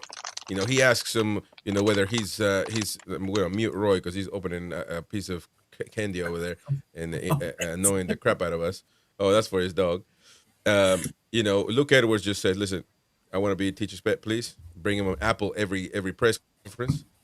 And Mighty Win loves that, of course. But what happened to the good old journalists? What happened to the journalists that go right to the bone to find the truth? That challenge the manager when they are telling fallacies or saying something that we don't see. What happened? Because I've been a little bit of in that spectrum, in that position where I've asked a question to a protagonist in Newcastle United, and they have told me Newcastle is not going to approve this, mate. So you might want to ask a question about Christmas and and marshmallows roasting in an open fire or something like that, because they're not going to approve this. So I've been in that position. So do these journalists, do they get censored? Do they get told what to ask and what not to? I want to believe that doesn't happen, but that also speaks of the incompetence of the journalists that we see. And this is not, the press conferences. It's not the first time that they're, they're. He was asked, "Are we going backwards?" By Lee Ryder, I think, right? If I'm not mistaken. I'm not sure who it was, but he was asked. I think Lee Ryder, they're decent, out of the whole bunch. Though. Out of the whole bunch. It is a good question. It is a good question. That's not a no, but Eddie Howe says pet question. No, not I'm talking about Luke Edwards. He's a teacher's pet, but he said Eddie Howe says no, we're not going backwards. Something very, very straightforward, and Well, he said we're not going backwards. We are evolving, and right now it appears to be stalling Right. But hopefully we'll push on as we always have. So whoever asked that question, if it was Lee Ryder, I'd be like this. So again, Mr. Eddie Howe, we're having a regress, you say?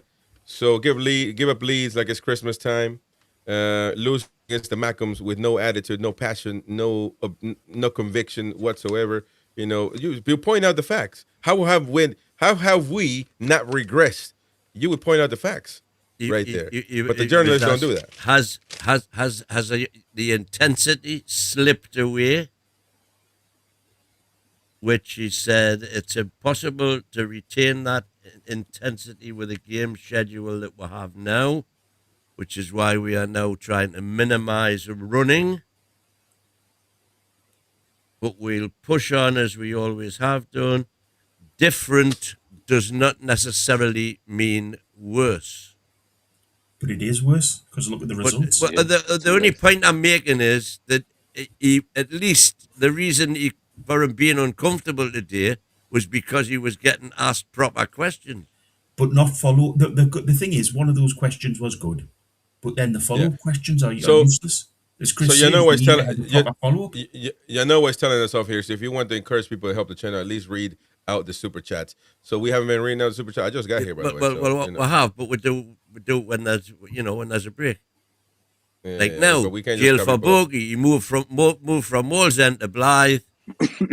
After Wazza had said, "Get me father route." No, he's innocent, which is why Bogey's in jail and I'm not. And we would have got round to them.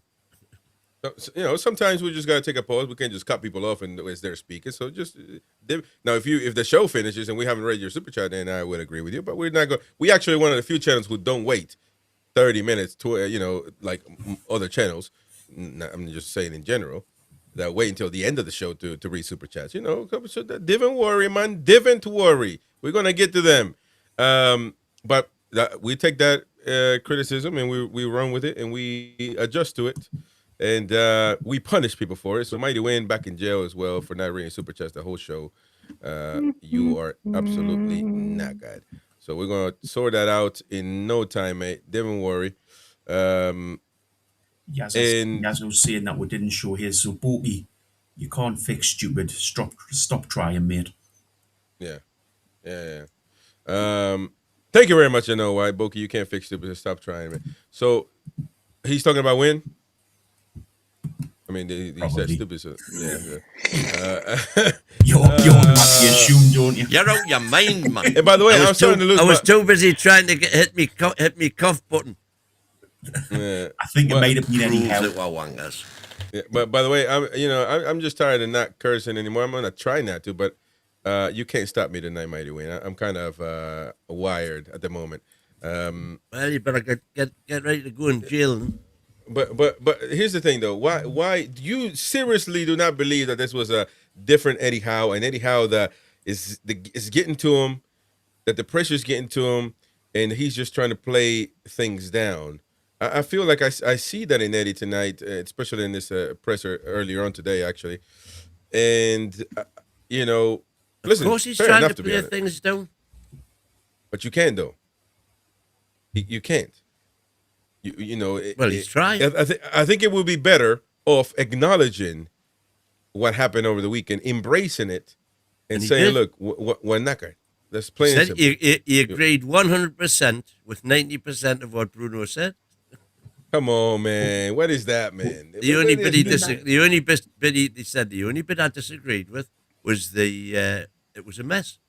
And he said it wasn't a mess. And then he outlined why it wasn't a mess. But why would you even put that out there, man? Why would you even shot on target in 90 minutes? So defensively, it wasn't a mess. But when? You're not getting the bigger point, man. He called out his captain. He didn't call out his captain at all. He was asked about He was asked about the comments that his captain had made on social media, and he said, "But why would you find the need? I do not agree. We were a mess." He's not getting it. But everything else he said was spot on. That there was a lack of effort, Daddy You're dog. not getting all the bigger. other You're stuff not getting we the bigger said. picture, mate. You're not getting the bigger Why- picture. No, you're trying to make a picture that isn't there, But why didn't Eddie come out and just say? and that's for why the No, journalists why, are doing why it. didn't why Click, didn't Eddie click, come click, out? click, click. Why didn't Eddie come out and say, I get it from a fan's point of view. I get what Bruno was saying. This was our local rivals. We've let you down. I apologise for that. What I'm going to do now is move on with the season, and we're going to do big and better things. You know, Because he's- do a positive thing. He didn't. He just came across as so negative, and calling out your captain is an Well, absolute you're joke. saying calling out. To me, he didn't call out his captain, and he didn't come across super negative, and he did take the blame. Did you watch the press conference? Of course, I watched the press conference. I was doing I it. do have a question. Yes. Please, all four of you, at the end of the show, remind me to do the poll. Last night we didn't do that, but we're gonna put up. We got a question. I got a question for the watchers, for the listeners, for the twatters out there. Will a Fulham? You know, I like a word twat, man. To me, it's funny because I never grew up with it, so I feel like it's just another word. For you guys, is probably an insult, but I love it. I love you guys. So I that's my form of showing my love to you, just calling you the twatters. So will a Fulham win fix our season? That means you advance in the Carabao Cup, blah blah blah. But we're not gonna go that far. We're just talking about Fulham tomorrow, the match that you will have live on here on NUFC Talk, the build up, and out 2 hours before kickoff. Unbelievable, never seen before. With Tim and Peter and DX. After that, Boki and Gary with the live match commentary. Mighty win on nap duties, and Roy will be in the pub in Qatar, and I'll be driving, but watching and listening to the game. So I won't be on probably until the match reaction with the phone line, so you can react. So long coverage every match day here on NUFC Talk. The question is, will a Fulham win fix our season? Hell no. Nout can fix the derby. And the other option, of course it will.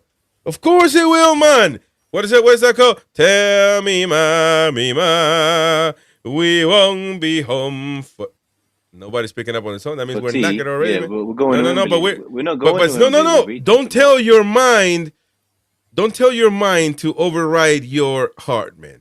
You know what I mean? Which is basically you are not picking up on the song. You're not singing with me because you know it ain't gonna change nothing. So you're not buying for that. It's a Mighty Wind's been singing that song all day, telling himself, lying to himself that that's going to fix anything, which it isn't. But let me ask you that question. What I'm saying is, you can bet your bottom dollar when we beat Fulham tomorrow night, everybody will be walking out the stadium singing "Tell Me More." What kind of? Of course they will, man. Jumping and dancing about. That'll happen. But you're talking about a match where you win and you advance, and probably fans are going to be a little bit juiced up. So what do you expect? Them to be depressed over a win? No. When that simmers down, of course, that's going to... let win out of the sin bin. We're going to get that war captain Bruno. Listen, you won't thank your war captain Bruno. Wasa says, cheesy schooling fuga. Just say, shut up, Human. There you go. That's me reading. Sure, man. Thank you very much. And get win out. Well, unfortunately, we have to follow that rule. Yeah, let him out. Unless there is an executive decision that always can be made, of course. But, the Supreme Court always has the last say, but we're not there yet. There you go. Boki back in jail and win out. So let me ask you then, will a Fulham victory fix our season? Will a Fulham win fix our season, Boki? No. Or, would you forget about the derby and then keep on going? No, it's not going to fix the season. The president's been set now. He's not changing, and this is what I don't get from the happy clappers when they're all going, keep him in place till this gate, keep him in place till that date. Give him till when he's 3 points behind this, 4 points behind that. Do the hokey cokey with him. He's not changed. He's not getting any better. Just make the decision now. Yeah. Wayne, I'm assuming your response is yes. A Fulham win will make people forget about the Malcolms. It'll be a start.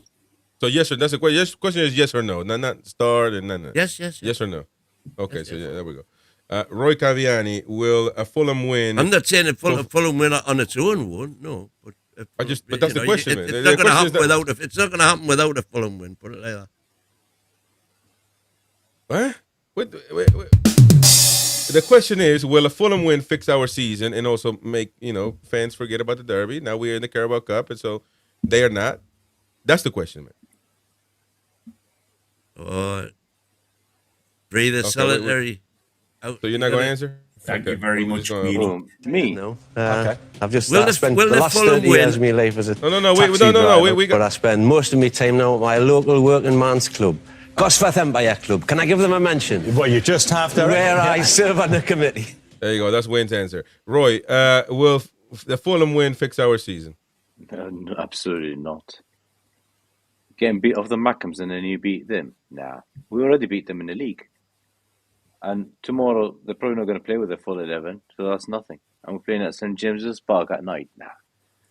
Beat them, beat Chelsea, and then if we play Man U after that. If you beat Chelsea and Man U and Fulham, then I'll think, you know what? Yeah, it's changing. And then we've got Burnley away.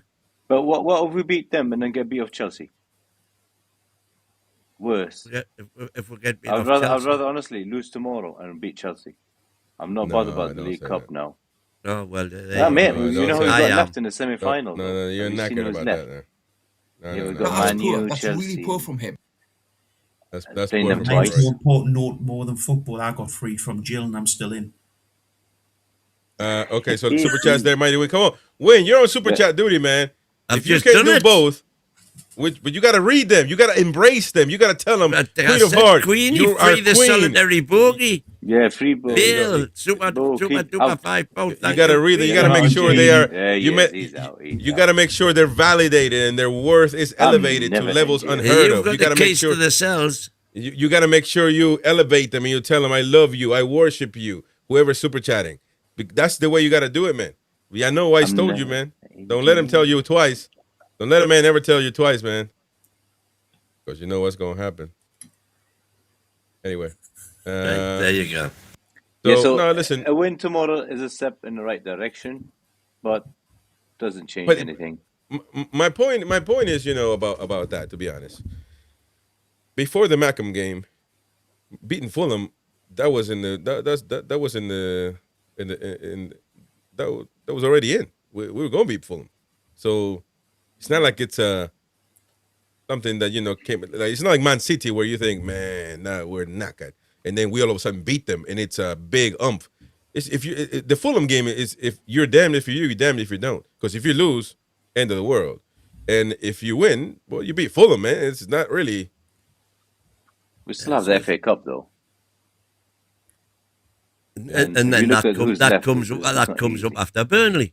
So what are you trying to say, Roy? Because if you say we still got the FA Cup, you think you think Fulham beats us, and you think fans will say we got the FA Cup? Don't worry, you better believe it's going to be Armageddon. Win won't be able to get out the St. James's Park tomorrow if that happens. The thing is, if we get beat, we can only blame one person, the one in charge now.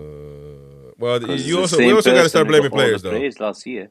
But we also got to start blaming players though. Who? Like against the Mackhams, I can't blame anyone.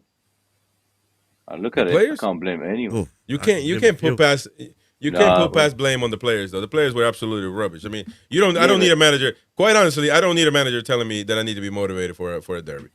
Exactly. I mean, let's be honest with that. Let's be honest. It's really rare, any team in the world, that every single one is clicked in every game. So every game you get one, maybe two, the odd one player who's not on form. But when you have 8 or 9 or 10 players not on form, you blame one person for that. And that was the Sunderland game, the one before, and the one before, and this is all season now. We haven't clicked. So I don't know why he's trying to change. If you're trying to change the way you play, you change your formation to start with. But it's 4-3-3. So there's no creativity. It's the same. Maybe go 4-2-3-1. Have Ramsey or anyone playing as a 10. Even Tonali, just shove him up 10. Do anything. Or maybe play Tonali at right back again. I'll tell you what. Anyway, I tell you what's more important is Christina saying, thank you, Wazza. And thank you for the push. This is technically all because of you. You promised to stop. You did, didn't you? You promised to stop eating pigs if I called in. And she did. And look where that's led to. So we've got a lot to thank you for, Wazza. your Me getting pig-free slaughtered on the diet. early show by Christina. Your bacon-free diet. I hope you're sticking to it. Yeah, no, I mean that's funny because that did happen.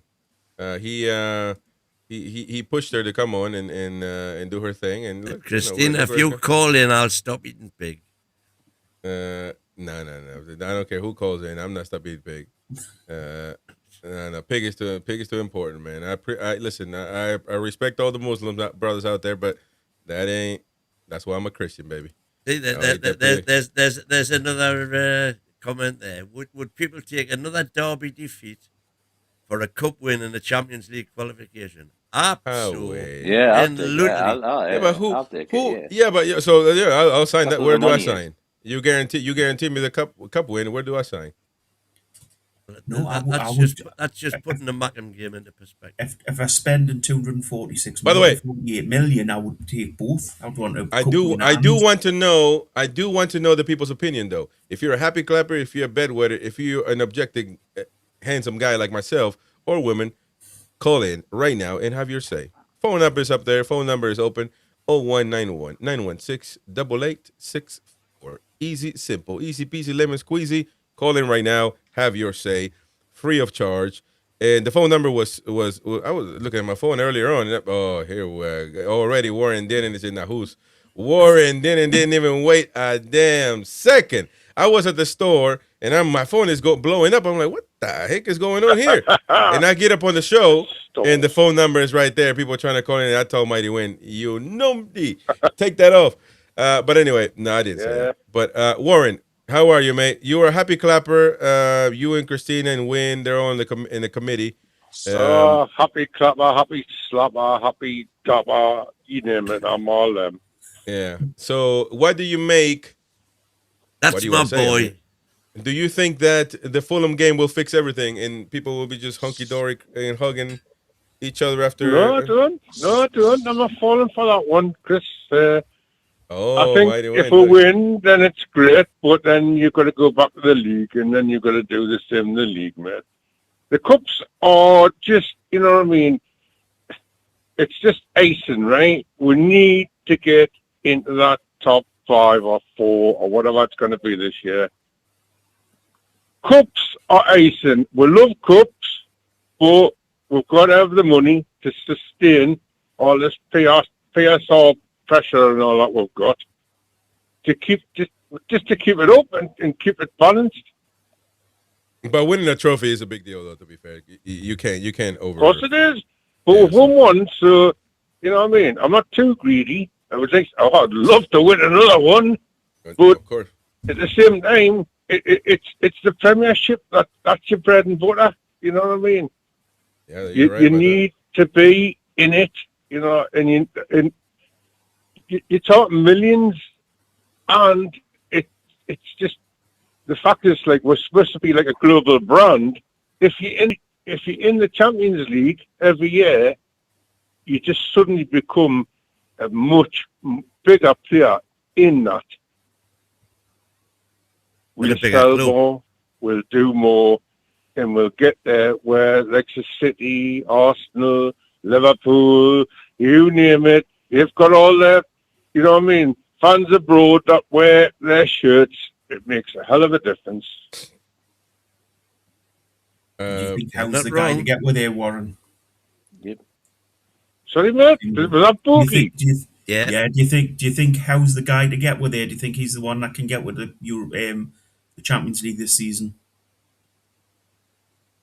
Well, totally honest at this minute, no. But I'm hoping that he'll change things around, right? I'm being honest. I'm being honest. I'm no base on, man. Come on, man. But why though? Listen, I'm optimistic, man. I'm a Geordie. Can you start waving your bloody arms and clapping, Bookie, you little sugar ball? But listen.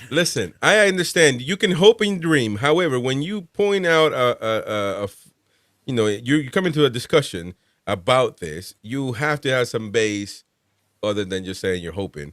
Now, you can say I'm hoping, and then obviously we're going to know that you have no basis to your argument, therefore you're wrong. But you're hoping, which is a hope is a hope. I mean, I can hope Santa Claus Yeah, no, we've had this conversation before, Chris. But as long as you admit that, when I was shooting you down for like saying like hoping and all that, but in fact, it is just a hope, really, isn't it? Because so there is no basis. We hope he does well. We hope he wins something. Okay, I respect that. Even if he's not the answer to all our questions at the moment, right? We hope he does well this season, even if it means that we're looking at other managers to take with a little step further. I don't know. But yes, 100%. I respect that. He's totally lost the plot at the minute, and it's really frustrating. It's frustrating, man. I respect that more. I respect you, Warren Denning, because that is an honest man saying, look, I'm knackered. I ain't got nothing to say other than hope that the man, because I like him. He's got blonde hair. He looks cute, and he's a wonderful guy. I appreciate a guy that tells me that. But a guy that lies to me, that deceives me, that scams me, like Mighty Wayne, talking about a stat this, a stat that, we're better off this year. We're lying to the population of Newcastle. Are you saying is delusional, man? Need out. Then I can't respect a man like that, because he's taking the pee out of me, man. He's taking the pee out of me. But I respect a man that tells me, look, I'm not good, but it's just hope. I respect that. You can't take the pee out of wins are it, man. Wins a Geordie, man. Honestly, the utmost respect to win. We're all optimists. We all want to do well. But when, the crunch comes to crunch, if we do lose them games, like he said, we will obviously will turn the other cheek. But it hasn't happened yet. So let's wait a few games and let's see. Let's get the Christmas over with. Exactly. Plenty of turkey for Bogey. If we win, of course. Bogey looks as though he swallowed a turkey. Of course, if we I talk to a lot of turkeys. Of course, if we win, get stuffed. If we win, of course, that's going to be sugar coated. We're going to just we're going to keep going. And listen, you can't blame fans for cheering, and you're gonna move on. But that sting is still going to be there every time you remember, and it's going to knacker you. But you're going to keep going. So I respect that. But I lost tomorrow. I wanted to give Boogie a little moment. No, but Warren, hold on, man. Warren, tomorrow is mano y mano. The loser goes home or stays home, if you will, because we're playing at home. If we lose tomorrow, get eliminated from the cup, what are your sentiments? Playing the same, because we haven't changed the way we play. We play the same. Do you know what it is? It'd be like really double disappointment. It's already like shallow work at the minute having to talk is really, because after that bloody monstrosity on Sunday, because it was trite. I've seen better Sunday league games, you know what I mean, when men have like played after like 20 pints the night before. It was just absolutely atrocious. So there can only be an improvement. However, there's got to be, otherwise we're knackered. We're knackered, man. Yeah. So. Well, any other questions for Mr. Warren? Or he's on the last legs. He's on the last legs. You're losing members, man. You're losing members. Dude, Warren's on the last legs. Cheers, mate. No. I'm on in terms of back at Eddie. Yeah. He's You're clinging on with blind hope. I'll let you off, fella. You know what I mean? Clinging off. His son, he's on his last legs. No, it's a bit. That's a bit dodgy, like, isn't it? No, I'm saying I'll remind you, pocket money, mate. You're clinging on to that, the just purely the hope that he can turn it round. I've got a little bit more faith than that still. Yeah. Well, no, he's got faith. Just pure hope. Isn't he Carrie Woolwin, like, you know what I mean? You've got to love him, haven't you? Well, I don't have to. Well, you have to. You have Listen to, up, man, will you? Listen up. You do love him, and now you love him. I love Mighty Wayne. That's why I keep trying to tell him the truth, man, but he never listens, you know.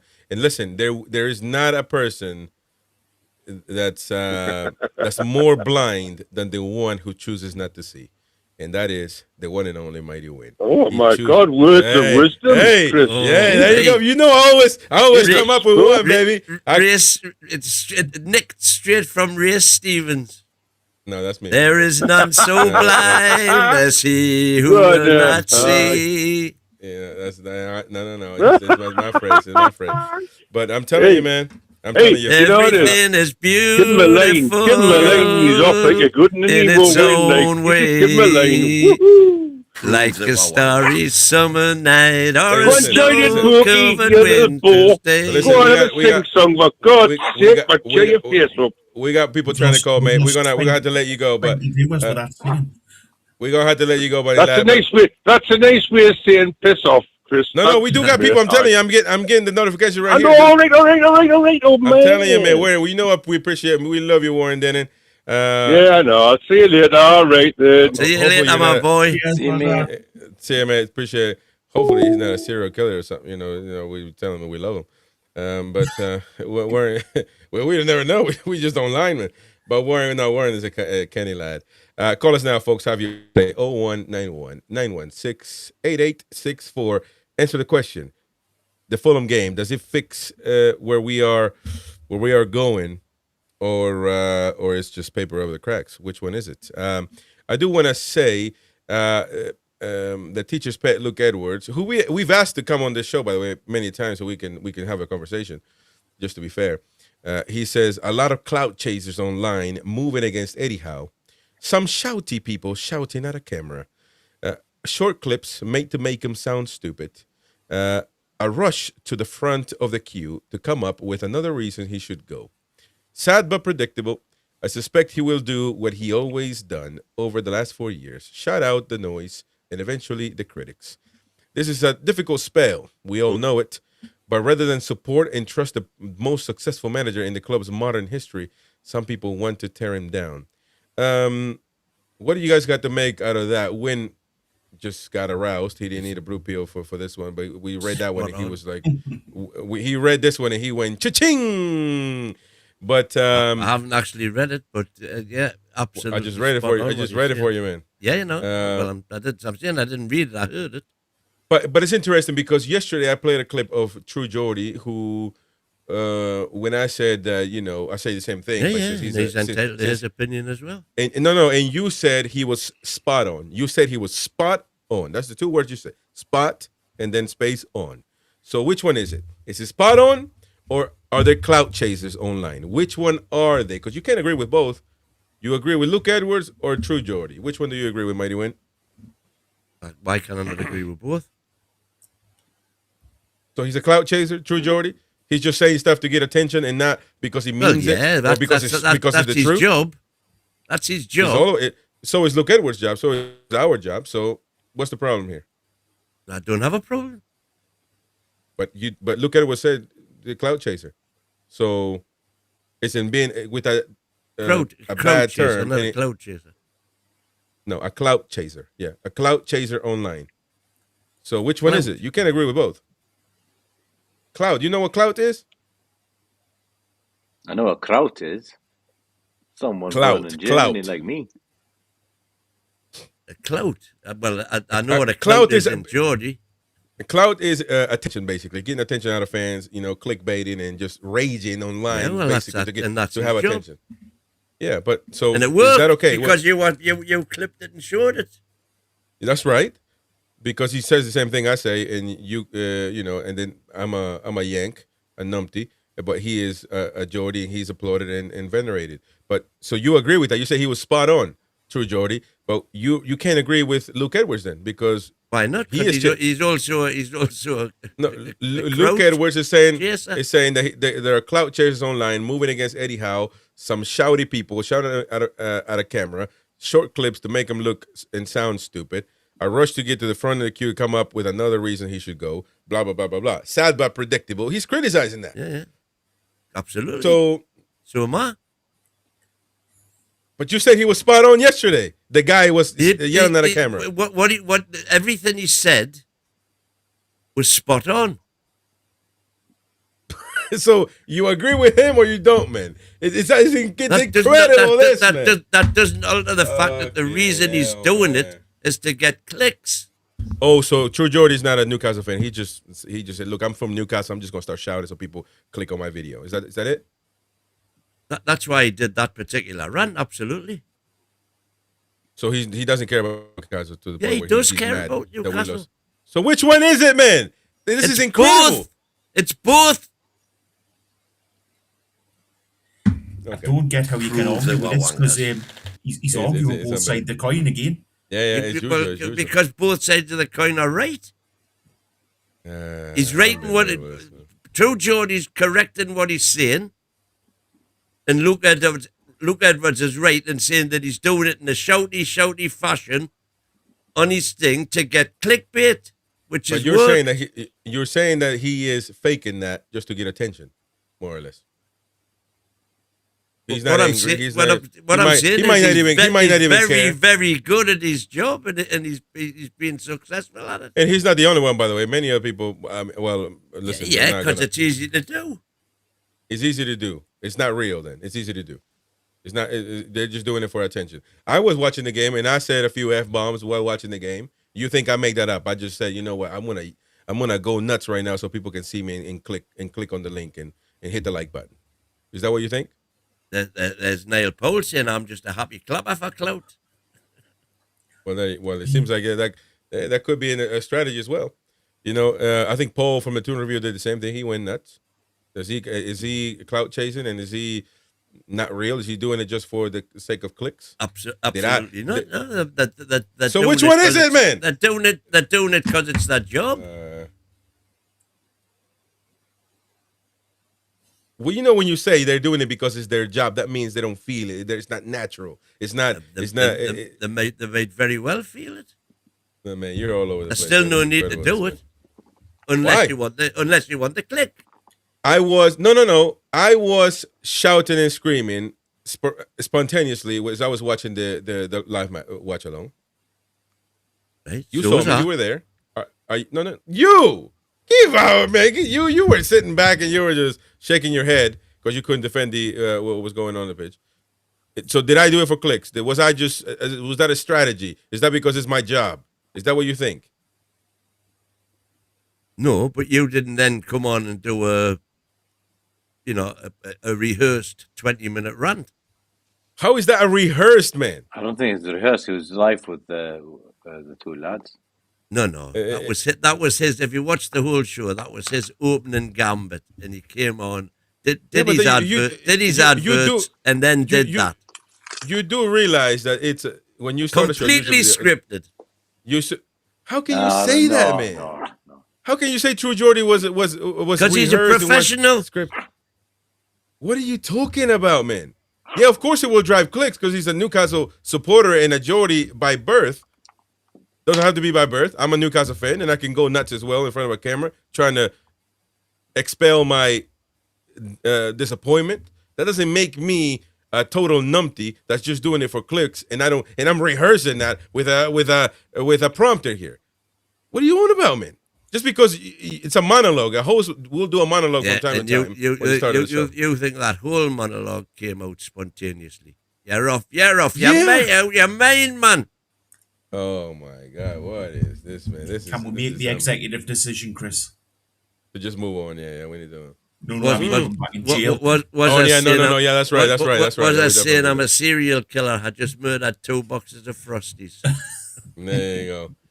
No, that's unbelievable, that, man. Any Geordie that listens to this guy is, all the callers that have called us as well, ranting and going off and on. They're all just doing it for clicks. They just want to be on a radio show and they just want to be known. They say, hey, look at that Newcastle fan yelling, blah, blah. No, they aren't. Unbelievable, man. This is insane, man. It's just...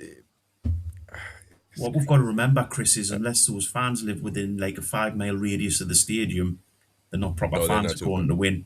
No. Don't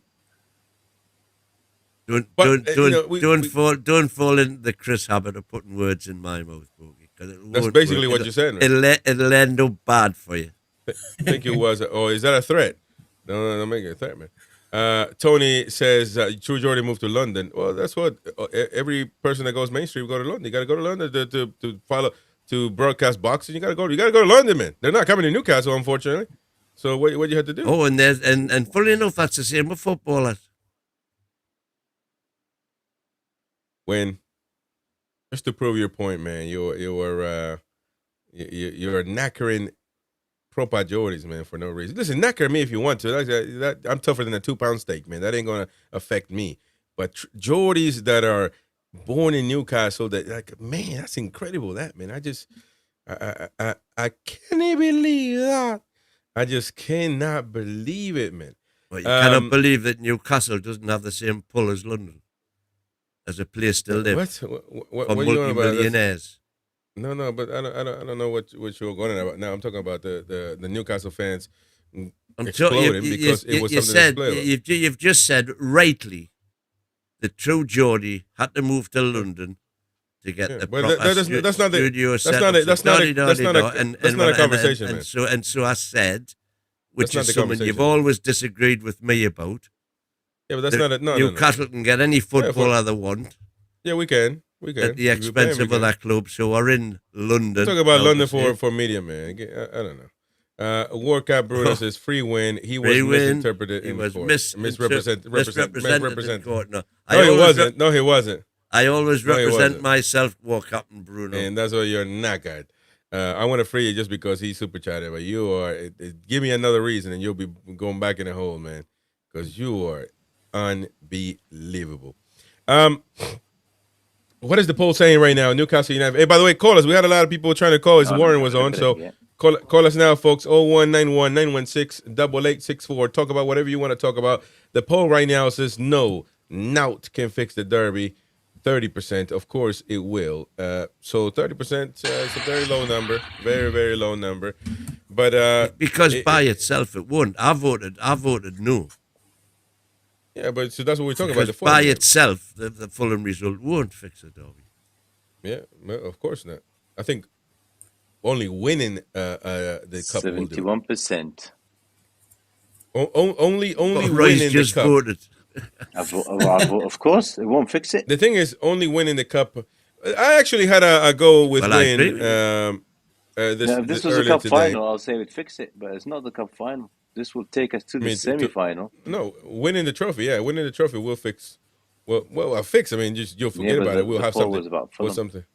We'll have something to banter them, but not the Fulham game because some of the players did come out and say we'll make it right on Wednesday, Gordon included. That's why the question is more or less out there.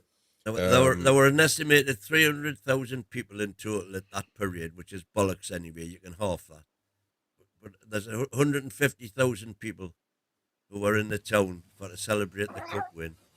And if you ask those 150,000 people who were there, whether they're Eddie in or Eddie out now, you'd get a very different result from what you're seeing everywhere else. Man, get your dog out of there, man. Is he? He's trying. He wants to have his say. Anything outside the. Yeah, but what were you saying, Wayne? The poll, what? What I'm saying is, when we had the cup celebration, the parade and everything through the town, the media said 300,000, but that's just because they counted the people in the town and the people on the town more. But the vast majority of them were the same people. But you can certainly say there was 150,000 at least, maybe it's 200,000. And if you were to ask every one of those 200,000 now whether they want Eddie Howe in or out, you'd get a vastly different result to any poll that you're going to do online. Why would you get a different result, Win? Are them fans better? Yeah, how do we know? Because no, they're just different. So how they're different? Because they appreciate what Eddie's done. We got a new caller here calling, so we can chat with him. How are you, mate? What's your name? My name's Paul. I'm from Wolverhampton. Paul from Wolverhampton. Well, you're a Newcastle supporter. Can I just say, first of all, I'm from Wolverhampton, and just to get at win, I've supported Newcastle all my life since I was a kid, and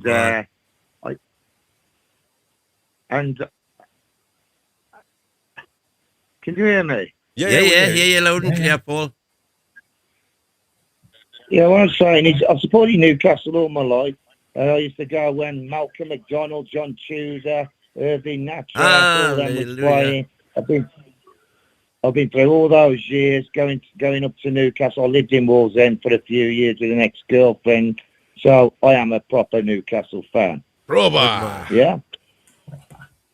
What I wanted to say is I think all this started with Isaac. I know you don't mention his name, but nobody's heard Isaac's side of the story. He said he was made promises. And I actually believe he was made promises by Eddie Howe, and he went back on them. Now, then again, it starts from that sort of thing. After that, what happened in the Cup final, the Carabao Cup final, he dropped Dubs. After Dubs had got us to the final, he gets him to sign a new contract, and he drops him and puts Pope in as... Yeah.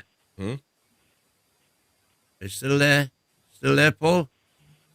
Yeah. Yeah. Yeah, we hear then you. he drops Stubbs. Yeah, carry on. Yeah. After he got us to the final, Pope hadn't even played a game in the Carabao Cup, yet he drops him for the final. So that starts the ball rolling. Isaac, then Dub. Then you got Shaw. Shaw was playing out of his skin. As soon as Dan Burn was fit, he drops Shaw, he puts Dan Burn back in. Again. Then what happens next?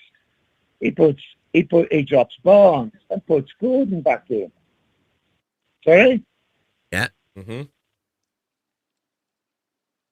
Very good points, well made. So he's basically saying there's favoritism, and it's a shame that he had to prove to win that he's the best supporter for a long So what time. you're saying, Paul, is it, correct me if I'm wrong, that because of Howe's favoritism, he's lost the rest of the dressing room? Yeah. That's what you're saying? Yeah, well, that's a valid point. Well, no, you forgot about Paul. You forgot about the reason when Harvey Barnes not playing for Gordon. No, I didn't forget. I said about Harvey Barnes. Oh, okay. He dropped. Oh, I apologize. He put Gordon back in for Barnes. So what this does, I mean, we've all played football. You all whisper in the changing rooms. They all say, "You'll definitely play." No, he's dropped me. I'm playing. What do you mean you ain't playing? You played brilliant. Let's start whispering in the changing, and it starts getting a bad vibe. This is what goes round in changing rooms. I don't think Bruno probably knows about it because he's the captain. Don't say anything to Bruno because he loves the gaffer, you know. So Bruno just thinks them playing badly and things like that. But I think there's a bad vibe going round in the changing room.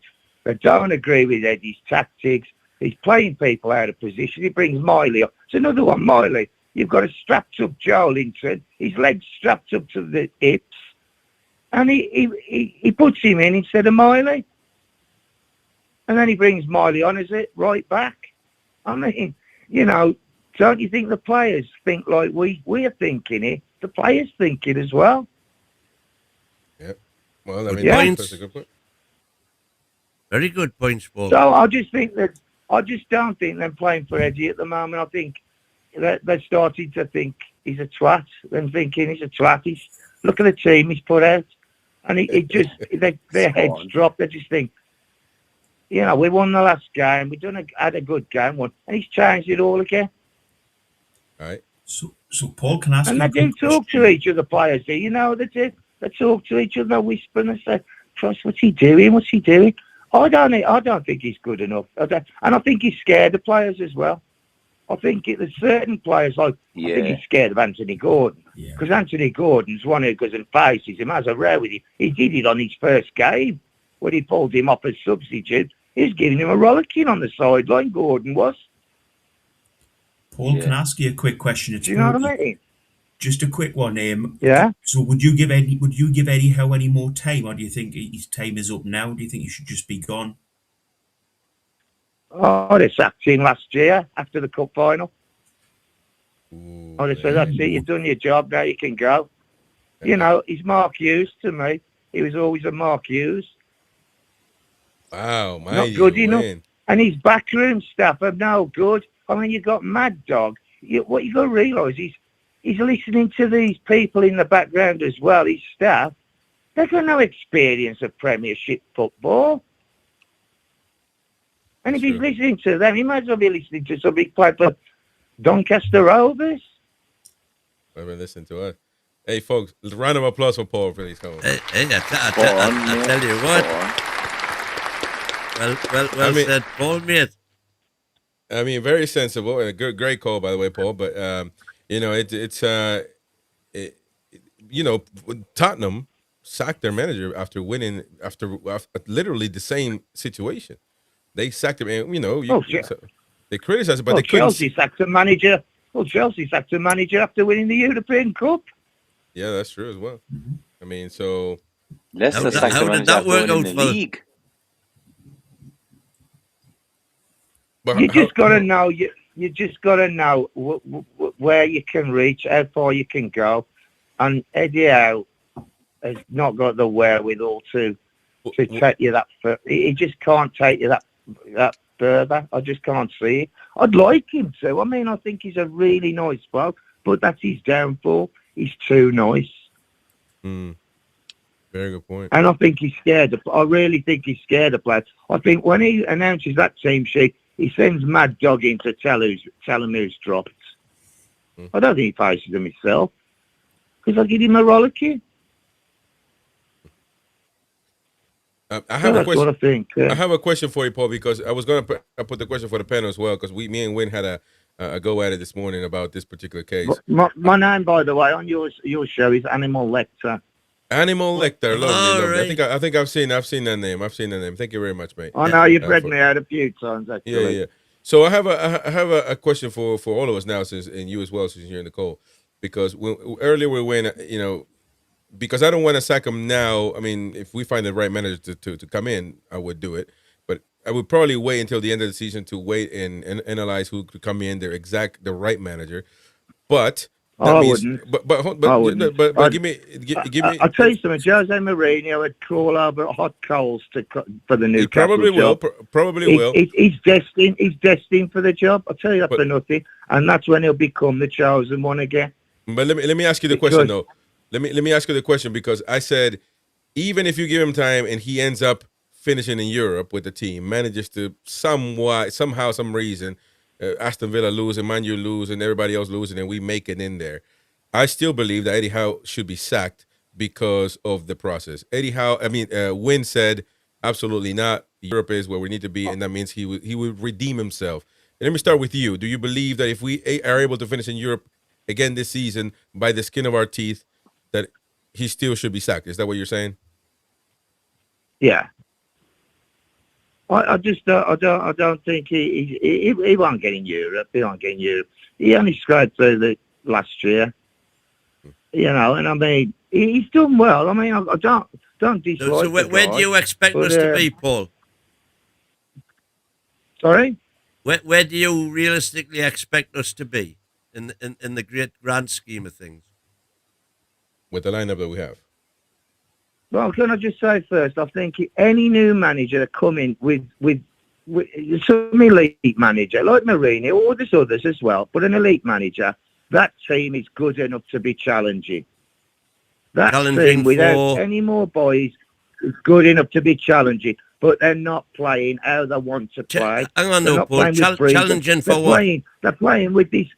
Eddie Howe plays a plan. He goes in and he talks about it all the time. It's like, the plan. Football cannot be run 90 minutes on a plan. It doesn't work like that. You've got to let them have a bit of freedom of playing. And that's why you've seen players who are brilliant not performing because they're playing to this stupid plan. Right. Okay, Paul. So just to take you back on what you said an elite manager would come in and have them challenging. Yeah, your words. I think I would. Yeah, challenging. I think we've got a good squad of players. Yeah, right. So challenging for what? I think we could get into the top four still. Oh, yeah. So challenging for the top four. Champions League. Right. So challenging for the Champions League. So what the question to you was? if Eddie gets us to the Champions League, would you still sack him? And you said yes, because another manager, an elite manager, could come in and have us challenging. Well, if Eddie's already doing it, for me to say no, I wouldn't sack him. He'd have to get us in the Champions League in the top 4 and win a major trophy, not the Egg Cup. So that's your FA Cup or you get think into the final or semi-finals of the Champions League. So you think that is a realistic? Then I'd say keep him. And you think that is a realistic? If he got in the ambition? semi-finals, the Champions League, and he won a domestic cup and got us for Champions League next season, I'd say keep him there. Because that's a massive improvement, and that means that means we're playing extremely well. Because that ain't gonna happen just like that. Giving you a shake, and then I'll have to give you the shake, and then you wake up. It never happens. Why are you laughing at that? That's it was a dream. What we did last season. That's what we did last season. So the only thing that prevents Eddie getting the sack is getting to the semi-final of the Champions League, winning an FA Cup, and finishing in the top 4. Yeah, but that's the only thing. I honestly believe that is a really good squad he's got. But he's playing them wrong. But he's playing them wrong. Look at Ramsey. He ain't got a lucky. No, he doesn't. But when you say we can win the Champions League, so how is that? 50-odd million to clean boots. When you can say we can win the Champions League, so what are you on about? Get to the semi-final shouldn't be that hard. Because you did. I don't expect to win it. No, he's telling you he doesn't expect that. But you said we got a chance. We got a chance. We got every chance. Well, and that's the point. We have got a chance. No chance. Well, so that means I believe. Exactly. That's what I believe as well. Well, good but job. not with Eddie Howe. But I don't expect it. He's not expecting it. He's telling you if for Eddie Howe to stay. But that's not a condition of me. For Eddie Howe telling to be you classed as a success. No, but he's telling you for Eddie Howe to stay, he must meet those requirements. And to be honest, if he does that, then the team must be playing good because that's not going to happen out of fortune like we've been going on this season so far. And that's a pretty good to what I was saying. It's all about results. I don't think the players are playing for him. I think they're being played out of position and then their heads are dropping and thinking, what's he doing? What the hell's he doing there? We've played football. We've all played football. How many times do we talk in the changing room? What's he done now? He's pissing me off. He's done this, he's done that, whatever. We've all done it. Do you think these players don't do it? These professionals? Of course they do. That's all behind the manager's back if they're not happy. I mean, you know where Eddie Howe is now, don't you? He's sitting by Dan Burns' bed in hospital holding his hand. So, Paul, do you think Eddie Howe's lost the players? Do you think he's lost the players now? He hasn't lost Dan Burns. He's sitting in the hospital holding his hand now. Most players that people have said they need to come off, an injury has taken them out before Eddie Howe made that decision. So I just tells you that he doesn't. Napoleon said, "Give me lucky generals." Yeah, well, let me tell you something. You know how Napoleon ended. So because you can't count on luck, but luck counts. But luck counts. Just another one you're stealing from me.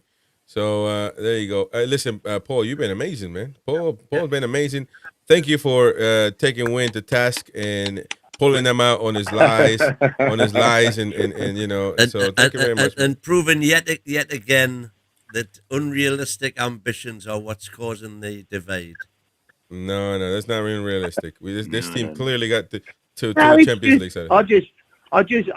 Maybe unrealistic Champions League semi-final, but a good run in the Champions League for him to and stay, winning a domestic cup and finishing in the top 4, top 5.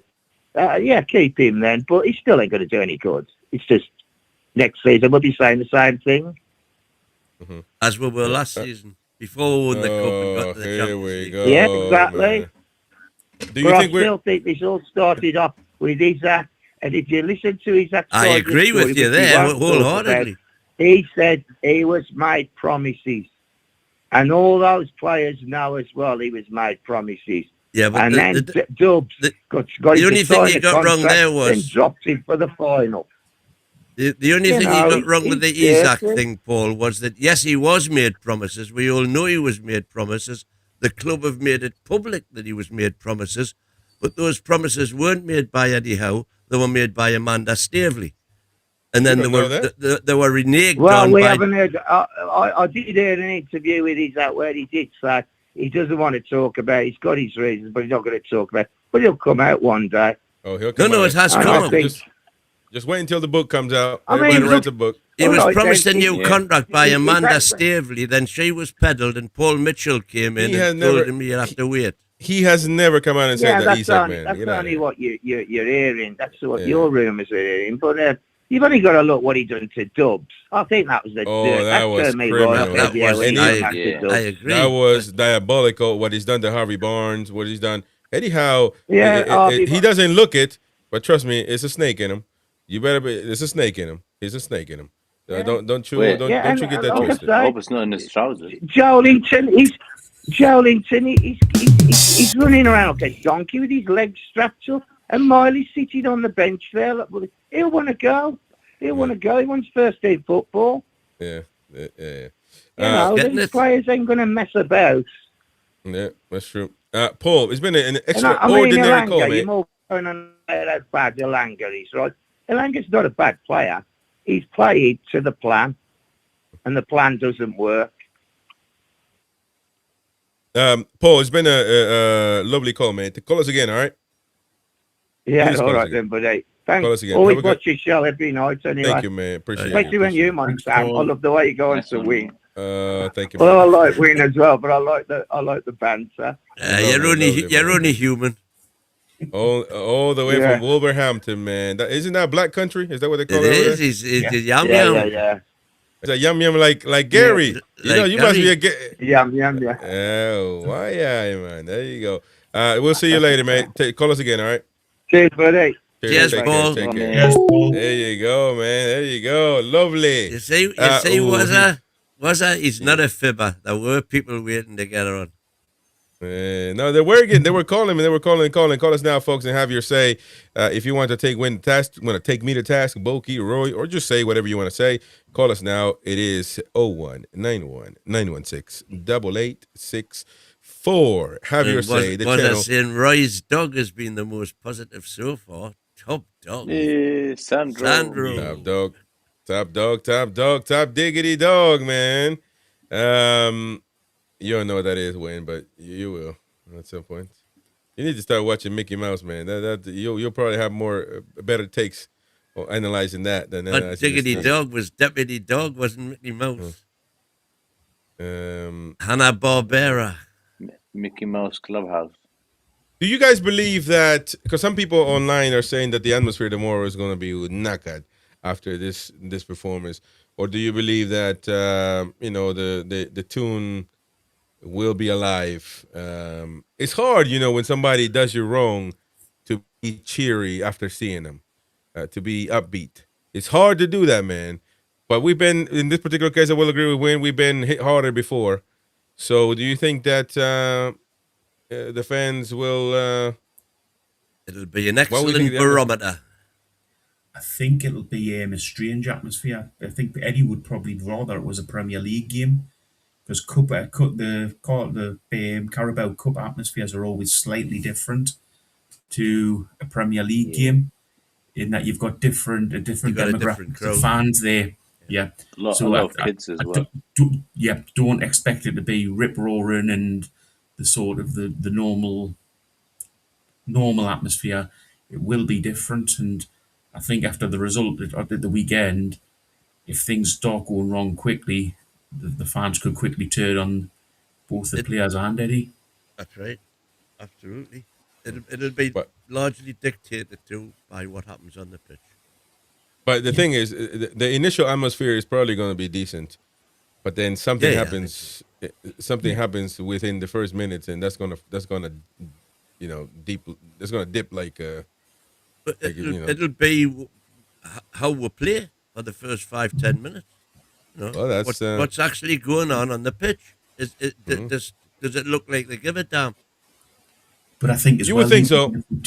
if we take a lead and he starts sitting back, I think the crowd again will quickly get on the back. They'll see what's happening and they won't be happy. Yeah, I agree with you there, but I don't think that'll happen anyway.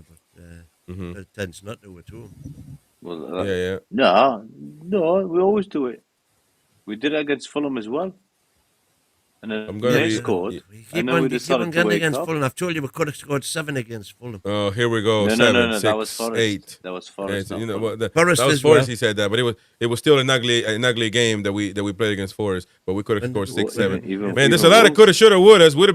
Would have been first by a long mile in the goal difference, scoring 6, 7 goals per game every time Mighty Win said so, and we'd be top of the league. Woulda, shoulda, could have. Imagine that. Everton. But Everton would park the bus in every single game that we went 1-0 up. I think even Everton, we kind of sat back a bit. We'll hit them. We got another one. I think what we do have to do though is just it's hard, but get out this. I think all fans are a little bit down after the derby, but we need to get up for tomorrow night.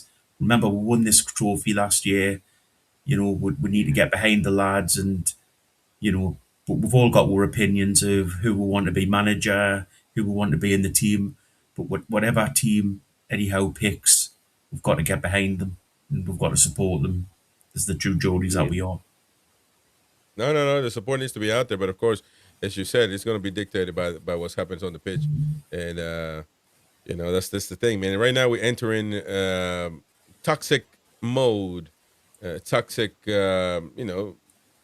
situations for the Toon, and unfortunately, once that starts to fans start losing their patience, it's going to be very, very, very hard to get back from that.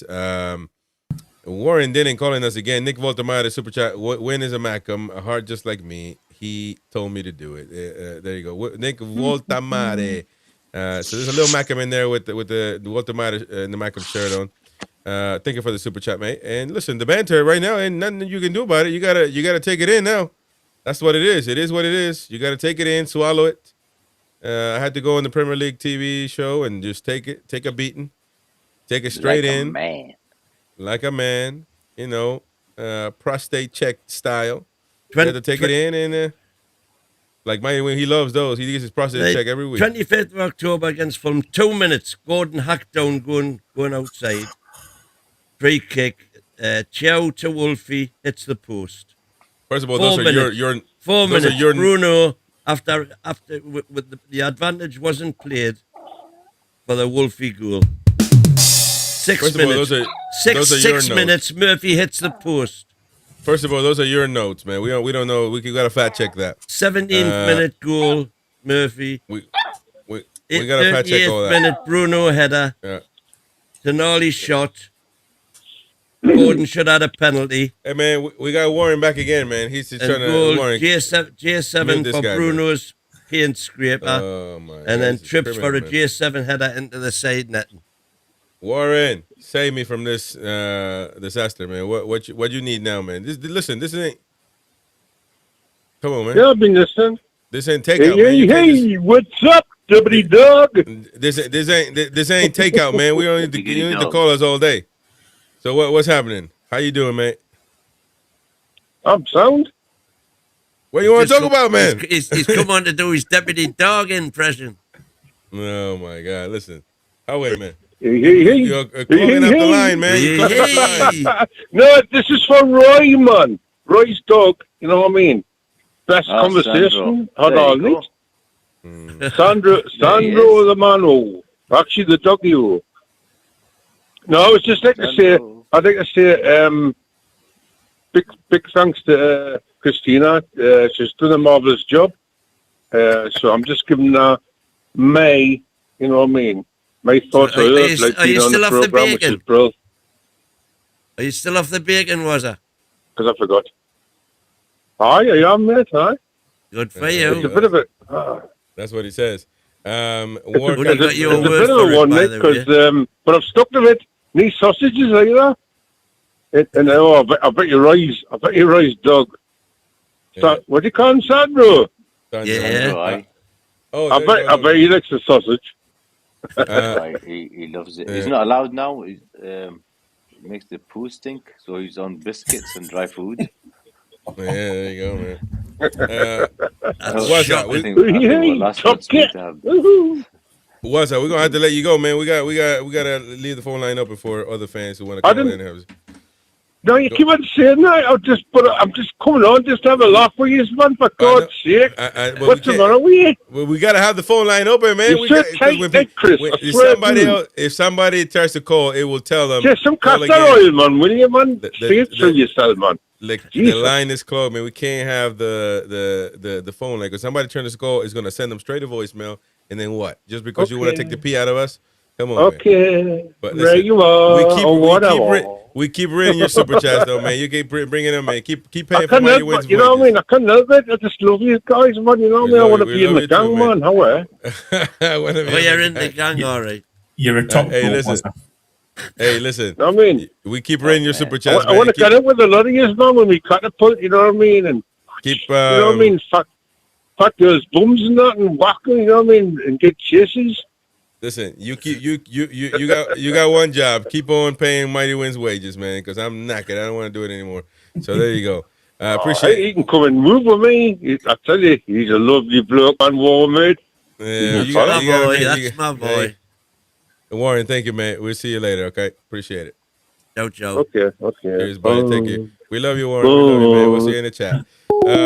That was Waza, man. You know, lovely bloke. But we gotta keep it. We gotta keep the line open, man. We got a super chat there, I think, if I'm not mistaken, or no. I thought we did there for a second. I think we had the 5 cans against the night, mate. Wins the Mackham at Hart was the last one.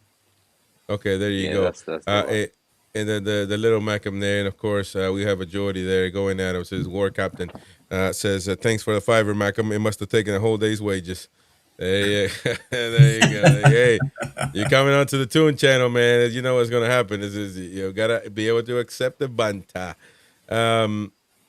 Listen, we didn't talk much about when we were earlier about the devastating injury of Burn. I mean that's bad, man. You know, right into the rib cage. I told you he was knackered. You didn't believe me. Yeah. And you know, but because you can't, when you start acting like that, man, you can't breathe. That's it. It's over. And he punctured that lung. It must have done it as well on that. Could have been on impact, but he was on the floor a while, so he would have felt the oxygen leaving. But I think it happened. It was broken, and I'm thinking when that corner, you know, that tussle, whatever, that's when he punctured the lung. And he had to come out, of course. But, man, he's going to be out for a long time, man. 7 weeks, that's still a long time. That's a long time. He's going to miss a lot. He's probably going to miss. If Newcastle make it to the final, is he going to miss that? Well, he probably not. No, the final's in March. So, yeah. That's in March, no. But you know, he'll be knackered, though. That's you got to recoup. You got to inflate that lung again, man. You know, so it's, I mean, this is quickly done, to be fair. But the point is, he's made a rock, man. He's made a rock. Or so you say. That's what he moves like a rock. He just stays there when everybody else running past him. So, but I will be honest. I thought that. Thing is, did you know how it happened? Do you remember? Because it was bad passing at the back, unnecessary, and then I think the ball was going to Gordon or someone, and it was just a straight pass, and Dan Burn had to go for that run. Just a stupid set of passes that we do in there. I think what we'd all like to see. Yeah, I think what we all need to see with Dan Burn is, you know, we hope he gets a recovery well and he gets back playing as quickly as possible. He is a massive part of this squad, and we will miss him while he's out. And the World Cup round the corner, of course. Yeah, 100%. He needs to be ready for the World Cup. He'll be back. He certainly needed to be 3.5, 4 months of football before the World Cup. That could very well cost him his World Cup place, you know, because he's going to be missing. But it might not win. What it might actually work slightly in his favour, because he might have a little bit of time out and come back refreshed. Yeah. Be, you know, fit for the World Cup. So yeah, let's look at it from let's the know. time he Let's gets look back. at let's look at it from positive eyes. You know, he's Well, going by to the have that time little bit he's of time looking at now. it from Newcastle positive eyes, by the time he gets back, Botman might be recovered and playing out of his skin again for the first time I hope since so. 2023. Yeah. But that's I not a wouldn't. bad thing.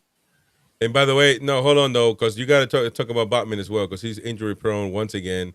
We did that kind of slipped under, between the rocks there. We didn't point that out ever. Us being an objective, critical thinking channel, we've been deceived, and we just kind of forgot about Botman. But he's been out for how long now? And so, and we don't even know what happened. What's the injury? What's the injury? Yeah, He's been in. I've got no clue what his injury is. What's the injury? Because he's been out for a long time. Injury prone. I know he doesn't like to be called that, but I know there you go. So I know he doesn't like to be called injury prone, but if it quacks like a duck, moves like a duck, it's a duck. So he's injury prone. I'm getting to the point now with Botman where I probably agree with Wayne that if you get a decent price for him because of the injuries he's had and the fact that he's unavailable so much, and we're still finding around trying to get a contract. It's hamstring problems at the minute, apparently. And we're still fighting around trying to get him to sign a new contract when we need to be worried about the spaghetti eating, meatball eating, parmesan eating fella that we got there with no contract. We got a contract, but I mean, we got to make it better. We got to make it better. We got to make it better. Just signed a 5-year contract, man. Who? When? Yo. What the? Is that who you're talking Prove that we're wanga. Is Parmesan Yeah, Germany winners? Yeah, but I think that's what. Yeah, over there in Germany, boy, they love their meatballs. I thought we're talking Oh no, fucking hell, man. This is criminal, man. It's somebody give me a criminal. This is criminal, man. Give me some. So I can clip it. Criminal. No, man, loud and clear, man, so I can clip it. This is criminal. Oh my god. Should I use my microphone? That was weakest piss, man. Anyway. But no, Malik Tonali, man, I'm talking about, man. Tonali. He needs to be. He's got a long contract until 2030, but it ain't worth a damn. It's not worth a damn. So we need to make sure that he's happy. He's still a very important player. He's going through a rough spell, and of course, I mean, look, man, the whole team is knackered, man. So for a long time, Tonali was holding. Tonali was holding on to every string possible to keep this team together for the longest time, and sometimes you can only push the rubber to a certain extent before it snaps, baby. So I'm just what when you didn't like that one? That wasn't a good one. And you can only pull the rubber band to a certain extent, man, before it snaps. Yes, he never needed to do that. Look at you, a win, Chris. You can only be the puppet master for so long before the puppet escapes and starts to make a fool of themselves. But the winter window, do you guys think we should try to sell some of these players, or you think that it's too early? We might need them because you might not get a replacement. I've told you my master plan: get rid of Willock, Ramsey, Gordon, and buy Semenyo and Bowen. Apart from a couple of full. Semenyo won't come unless we're in Europe. I don't think might as well go to Liverpool. And I don't think Bowen will come north. I don't think he'll come this far north. Well, Bowen's a northern lad, but it's a Danny Dyer.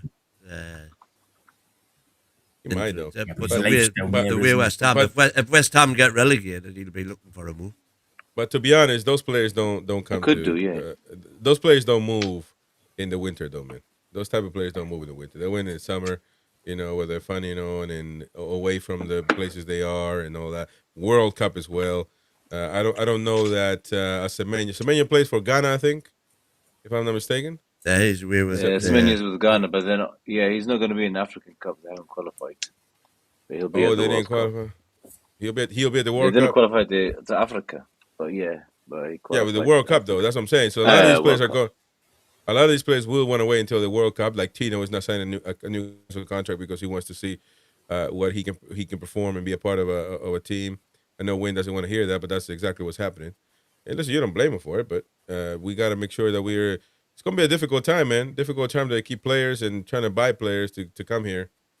It's gonna be a difficult time, and that it's a difficult situation that we're in because we still got to attract more players, and unfortunately, this form doesn't help anything, man. Doesn't help qualifying for the Champions League next year. Doesn't help finishing in the Premier League well in the Premier League. Doesn't help winning a trophy. Doesn't help attracting players. Doesn't help nothing, man. So we need to. And to be honest, Eddie Howe can't pick up the phone and call nobody, and they don't know who it is. They might hang up on him thinking it's telemarketer or something. So, it is not. Unfortunately, that's just the way. That's just the truth. Comes knocking on the door. Yeah. Nobody's going to open the door to him. Probably a Jehovah's Witness out there trying to knock him for 20 minutes. So I'm telling you, he doesn't have a suit. He doesn't have a suit, though. And that's the problem. When you can get mad at me all you want to, but that's the truth, man. It's the truth, man. So we can just steer the ship this season though, and try to do whatever we can. Win a cup, qualify for the Champions League again. That'll do me. Well, that will do me as well. Of course, winning a cup and finishing Champions League, that'll be perfect. But I'm still going to sack him. Absolutely perfect. That'll be perfect. But I'm still going to sack him. If we're not in Europe, he definitely should be sacked. Nonsense. 100%, because you can't do this by the skin of. By the way, winning the cup is a utopia right now. So don't even think that we can win a cup. Especially you look at the teams that are there in the Carabao Cup. I think Arsenal's still in it. Man City's still in it. Chelsea's still in it, if I'm not mistaken. Yeah. Chelsea, Arsenal, City are still in it. Who did we beat last season when we were playing equally as bad? Oh yes. No. We weren't playing like this. We were not playing like this. Hang on. What did Win just say there? Who did we play last season? We were playing. Who did we beat in the cup last season when we were playing just as badly as we're playing this season? No, so we weren't playing. Nothing's improved. Nothing's improved because we were playing. No, by the time we got to the semi-final, it had improved. That's when we beat Arsenal twice. So what we're going to have to wait till the middle of the season before we can stop. But why don't we just say the prep in the Premier League? Look, we won't play the first few games. We'll just wait till the middle of the season because that's when we'll improve. And that could be too late, by the way. Yeah, because given a proper transfer window and a proper pre-season. And you keep on saying about this same thing. Yes, I do. Yes, nothing. Because it's relevant. That's why poor Eddie Howe. Because it's poor relevant. Eddie Howe. Poor Eddie Howe. Nothing goes his way, man. Nothing. Yeah, damn right there. Damn right there. Yeah, man. It's unbelievable, this, man. Nothing goes his way, man. That's and like I said, Napoleon said, give me lucky generals, and Eddie Howe's been anything but lucky since he came here. I think he's been super lucky. No, he's been anything but lucky. No, and despite the bad luck and the obstacles and the handcuffs that have been put on him, he's still risen above the flames. I'll tell you what. And will continue to do so. There you go. Before we then you'll be eating humble pie. I've got it in the oven waiting to come out. You'll be wanting lashings and lashings of it. Okay. Before we close the channel. He couldn't even do 2-3 good subs, man, against the Mackham. Listen, we just literally, we got a new caller. He was going to call. I turned the phone off, and we'll try to sort that out. Read the star chats, please, and then I'll try to get. Thanks for this is from Warcap. Bruno, thanks for the $5, Mackham. Must have been a whole day's wage. Brian Quinn. Saying celebrates 15 months of membership. And thank you, Brian. Eddie's not going anywhere. We need to recognise that and get back behind the team. This negativity does neither us or the team any good. Hey, call us again, mate. Sean from Ireland. Call us again, brother. I apologize. Snowden, Burns was a bad one. We knew that straight away. Before the hold on, Wayne. Sean, call us again, mate. Call us again. I noticed it was you. So call us again, brother. I apologize. I turned the phone off as soon as you came in. So apologies, but call us again. There we go. We got Burn injury is a blessing in disguise. Now it forces Eddie to find a replacement. I agree with that one. And hold on, wait. long we term. got Sean. as well. When you not want to hear from the Irishman himself, Of or course. you okay, all the way from Ireland, the Republic of Ireland, if I may say so. Sean, how are you, brother? I'm good. How are you? We're doing great, man. We're Top of the doing all right. morning to you.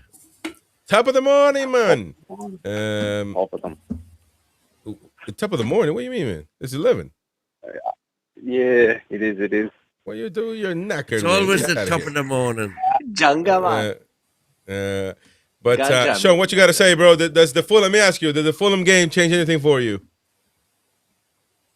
Nah, honestly, it doesn't change. Like, it doesn't change anything. Like, for me, it's more about maybe the Chelsea game. Like, but again, like, I don't think like our performance has just been terrible. Like, we've had a few good games here and there. Like, do you know what I mean? Like, but other than that, like, it's just been absolutely disgraceful form. Like, I don't understand. Look, I want to ask Win a question, right? Win, how can you justify how spending 250 million, right, and then we're still in the same position as we were last year? That shows that there's been no improvement. Like, that shows that he can't. Like, that is bad on Eddie Howe. Like, you're acting as if this is some amazing thing. Oh, we're in a bad form. We shouldn't be in this position. Like, we spent 250 million and we find ourselves in the same position as last year. And you're saying we're going to come good. Like, we're going to come good. We also have Champions League as well this season. Like, it's not the same season. You can't bank on last season just because he pulled a miracle. Like, you know what I mean? Like, how can you justify that? Like, I want to know how you can justify that. Well, as a good Irishman, you should believe in miracles. That's the first thing. So, me like a charms. We can't do a miracle every for year. a start, yes, he spent 250 million. We've got 130 million of that back because he's now playing without the guy who was recognised as the best, one of the best two strikers in the league. So that's what he hasn't had this season. And out of the remaining 150 million pound that he spent, Wissa hasn't been available for all of the season. We didn't get Walter Morda in until after 5 games, and Ramsey was also injured. So there's 140 million of it that we haven't even seen together on the pitch. And not only that, but this season we've had Champions League to contend with as well, which we didn't have last season. So does that answer your question? No, but that's the point. You can't bank on what happened last season because we have Champions League this season. Like, it's a different season. Like, it's essentially a promotion. That's like, right. It's I a harder can't go season. into work after getting promotion and just bank on what I've done previously, like, and keep messing up. Like, my boss is going to fire me. Like, that doesn't make any sense. My boss is going to be like, oh, you have credit in the bank, like, because what you did like 2 years ago. Go on, keep messing up. Like, you know what I mean? Like, it doesn't work like that. Like, you have to be judged on what you're doing currently. Like, it's as simple as that. Right. The Ramsey thing doesn't make sense. He's Premier League proven. He had a record of being injured consistently. How knew that this was going to happen? Like, it's, you know what I mean? Like, so he brought, this was his choice. Like, we could have bought that boy El Canous. Like, he's a 10 who can play as like an advanced 8 as well. Like, we struggle against low blocks. He doesn't want to play with the 10, so you get Ramsey. You know he's injury prone, so you have to deal with it. I'm not giving him the Ramsey excuse. Like, Johan Wissa, fair enough, I'll give you that. But like, Walter Matt has been killing it for Germany. Like, you guys have been watching as well. Like, so this excuse of like we're in December now. I think Walter Matt, he's been playing 90 minutes now. How isn't getting the best out of him? Like, so this excuse of like, these excuses you're making for him, like, for me, it's gone. Like, do you know what I mean? You can't keep making excuses for the guy. Like, we're in December now. Form hasn't been improving. I don't understand how anyone wants to give him the January window, to be honest with you. Like for me, you have managers like Xavi, who's won the league with Barcelona. He's sitting doing nothing. He's linked with Spurs. Like, would you not go to him and be like, he's clearly a better manager. You can't say that he is not a better manager. The Howe's a better manager than him. Like, he's clearly a better manager. I would go to him in January, say, do you want to come in? Give Howe till January, sack him in January, and bring him in, like, and see what Xavi can do. Like, he's clearly a better manager than him. Like, it's very evident. Like, I would go for Glasner as well. Like, he should be available. And then you got Fabregas as well. Those are 3 teams that are clearly better managers than Howe. Like, go out and do something. Like, you can't you can't keep up with mediocrity. Like, if we want to take ourselves as a serious club, we need to start acting like it. Like, with any of the, like, look at Tottenham, they're already being linked with different managers, like, and they're in a similar position to us. Like, I wouldn't say they're doing great either. Like, That's can I come in now? Well, you can say yeah, go ahead. You've been just speaking for 3 hours, so sorry, Sean. We let No, Okay. go ahead. Yeah, No, go no. ahead, Win. Well, you came on with a question from me. I've answered the question, and you're saying Xavi, Fabregas, and who was the other one? Glasner. Well, Glasner will leave to one side for the time being, because Glasner would be my choice actually, if we're going to replace him. So definitely. But what's Glasner done that Eddie hasn't done? He's won the Europa League with Frankfurt, which proves that he can manage 2 games a week, which it's possible that Eddie's proven he can't do. That's to be judged yet, in my opinion, because this season we've done exactly the same as last season, with 2 games a week and with a load of circumstances that have gone against him, like 2 simultaneous fullback injuries, like Wissa not being available, like the transfer window being wrecked because of Isaac's nonsense. So there are mitigating circumstances for what's gone on so far this season. There are no mitigating circumstances for what goes on from here. And we need to see what he's capable of doing. And if he's not capable of putting results together, that will be the decision. That will be the deciding factor. Not what anybody thinks that such and such happens to be a better manager than Eddie Howe is. Let me tell you why Glasner is better, right? Would you agree I'm that not Palace disputing are that better Glasner's than us better. currently right now? I'm not disputing that Glasner's better. I've said that. He would be my choice to replace Eddie. Right. So for me, there's a Premier League proven manager that is performing better than Eddie Howe right now. Glasner has lost, I would say, 2 key players, Elise and Eze. And look at where Palace are right now, and we've lost 1 key player in Isaac, and look at where we're at right now. Like, I don't think it's clear that Glasner is able to handle losing big players, whereas Howe isn't. Like, I think that's evident, and his system still works. He can still continue playing his style. Like, Howe builds a team for a striker. Glasner has a system. That's the difference between the two. Like, Glasner can adapt in games. He has good in-game management. Howe doesn't. Like, for me, if he's available, I would ask him in Jan. If not, then you go with him in the summer. Like, but for me, I would contact Xavi as well. Like, he's sitting doing nothing. Like, I don't understand why we wouldn't go for him either. Isn't that a surprise? He's sitting doing nothing. Available. No, why is he sitting doing nothing? Listen, any manager can be any manager can be a success at Barcelona. Let's be real about that. No, that is absolutely not true. Absolutely not true. No. If you actually watch La Liga like I did at the time when Xavi came in, that Barcelona team was a disaster, an embarrassment. So no, that is actually a fallacy. He came in and gave him a structure, won the league and everything else. So, and he's a good football thinker. So when you're knackered, once again. Now the Fabregas kid, I'm not gonna put my money on him because he's doing it at Como Estás, and that ain't got nothing to do with me. So, but Sean, lovely call, man. We gotta go. We gotta close the channel. But appreciate you calling in and putting Win on the spot again. We need people like you to come in. Love it, the truth, mate. Can I just no problem? Cheers, buddy. Have a good one over there in Ireland. Cheers, Sean. Shawnee boy. Did we miss a super chat from Nick? Let's see. Baltimore. That been in the chat saying that we had. No, well, just see wins a Macam, so he's right about that, and that's it. You know, other than that. Oh, right, no, that's fine. Yeah. No, we didn't miss it. We read it, man. You know, it's a win to Macam. We knew that already, and you know, he told me to do it. There you go. So there you go, folks. Thank you very much for joining us. It's been a lovely show. We've been past already 11, 14 minutes, but we had to talk to Sean, of course. We appreciate everybody calling in, making the effort to speak to us. So we want to know. You can call us every day, all the time, non-stop. Tomorrow match day, ladies and gents. All pulling for the Toon, baby. All together for Newcastle United against Fulham. It's going to be a full ham in front of us. When do we have the stomach to eat it? That's the question. Ooh. We're going to devour it. Hey, we're going to have a full ham for before Christmas, man. It's true, man. It's true, isn't it? By the way, tomorrow will be an indication of Eddie Howe's press conference. Has it affected the players or not? And Bruno. Imagine Bruno's not in the lineup.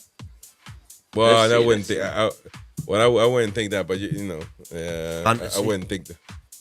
But anyways, folks, thank you very much. All it was, of course, super chatting, Queen of Heart, Captain Bruno, Mussolini, Helzazar, Mussolini. Wasn't he hung in Italy? Anyway, that's back. That's back in the day. Dark Side of the Moon. Long story. Jillian, thank you very much. Dark Side of the Moon. Ryan for becoming a member, of course, yesterday. You know why. Everybody out, even the Macam in the chat. Thank you very much, mate. Thank you very much, all of you. Thank you to the early crew and the ones that stayed on, of course, Boki and Wayne and Roy. We will see you all tomorrow. Match day, match reaction and with the well call-in. done, Christina, yet again. Once again, well done, Christina. Well done. See you later, folks. Highway.